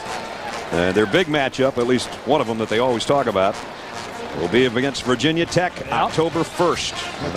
Got that one at home? Circle that one. Their big games in the conference in the Big East, they've got both Louisville and Pittsburgh at home. Yep, and that'll help them. We want to welcome everybody, the men and women in uniform serving around the world that have been watching today's game on Armed Forces Network. Thanks for all that you do for us. We hope you've enjoyed the game. I guess if you're from the West Virginia area, you've enjoyed it more than if you were from upstate New York here. Swanee? Oh, there are a lot of guys from West Virginia who have friends and relatives who are serving overseas, and a couple here from Syracuse. And I want to give a special shout out to the 172nd Stryker Brigade. I met a lot of the men and women who were deployed over in Iraq when I was up at Fort Wainwright in Fairbanks, Alaska in August, and so I want to wish them well. Everybody's praying for you, and we're behind you 100%. Very nice. Talked about some of the family members that are in the military overseas. Some of the players from West Virginia.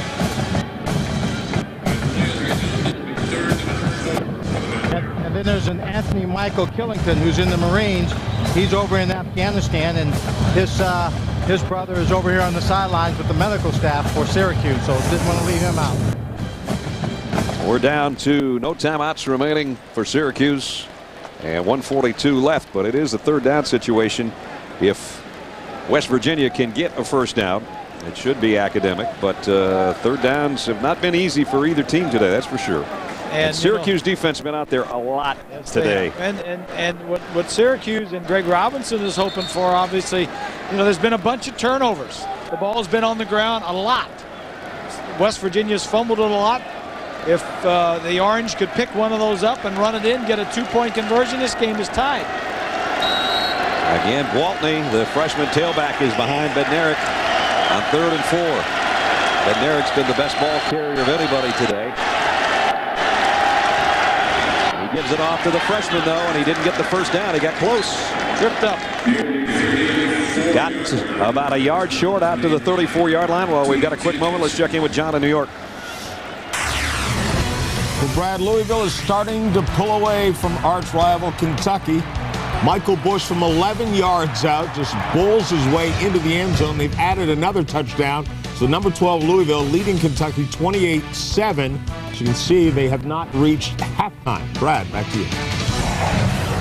Cardinals, Bobby Petrino's group, pretty impressive. They were last year, and looks like they're getting a good start this year. They're a new member of this conference, and a lot of people think maybe they've got the wherewithal to become the champion of this conference in their first time in. West Virginia takes a timeout with 57 seconds remaining.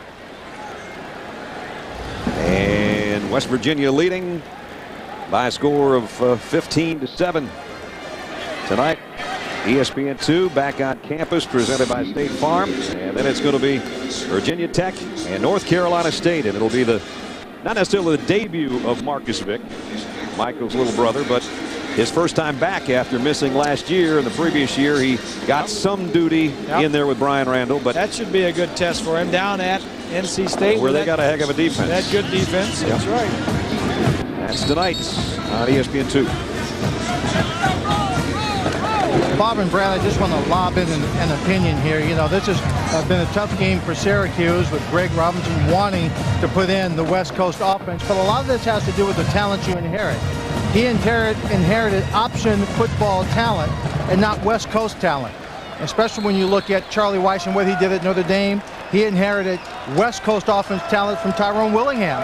So there's a big change and a big difference. And Coach McPherson, who you saw in the broadcast booth, had that same type of approach, and Paul Pasqualoni for 14 years running that offense. So a lot of changes, a lot of enthusiasm, and the only problem was just not a lot of consistent execution of anything today by Syracuse. I think that you can compare it most likely to Nebraska. Nebraska was an option offense, and then Bill Callahan came in from the Oakland Raiders with the same type of players and had some success with it, but not a lot. They ended up being, what, 5-6 last year? Yep. And so it's going to take a little while. So now Syracuse does have the ball back. 48 seconds. It would take somewhat of a miracle, but just because West Virginia couldn't pick up that third down conversion a moment ago, it still breathes a little bit of life into the orange. 3 wide outs to the near side, 1 to the far. Patterson trying to wait, throws it deep out, incomplete. And it was intended for Bruce Williams, another freshman.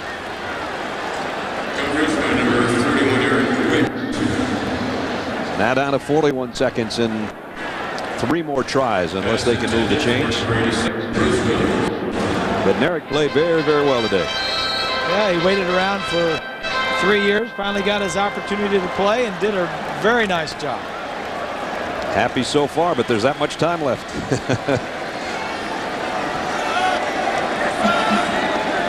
3 wideouts in there, Beadle, Lane, and Moss. The quick slants. Beadle caught it. Almost got outside that defensive back, and boy. And just as it sounds, Beadle is quick. Yes, he is. If he could have broke that tackle, he may have had a foot race with some of those defensive backs to the end zone. Long play of the game for Syracuse. Patterson now looks one way, comes back across the middle, and that ain't going to do it. Damian Rhodes in the middle because they're out of timeouts. And the clock winds down. 3rd round coverage. Deutsche Bank Championship. Don't forget, golf follows us. 15 seconds and counting. Patterson back in trouble. Just lobs one out there, and it's incomplete. He was maybe in the grass, but now a flag flies in. As it looked like that play could have been over before he threw. He was not outside the tackle pocket. Outside the pocket, outside the tackle area. 3rd down. And so they lose the down. They back it up, and 9 seconds remaining.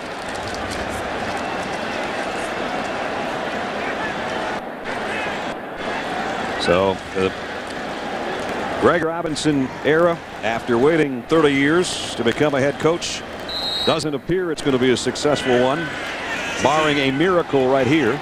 Said he had some calls this week from Dick Vermeil and Mike White, Pete Carroll, all those guys. All the guys that he's been with and others.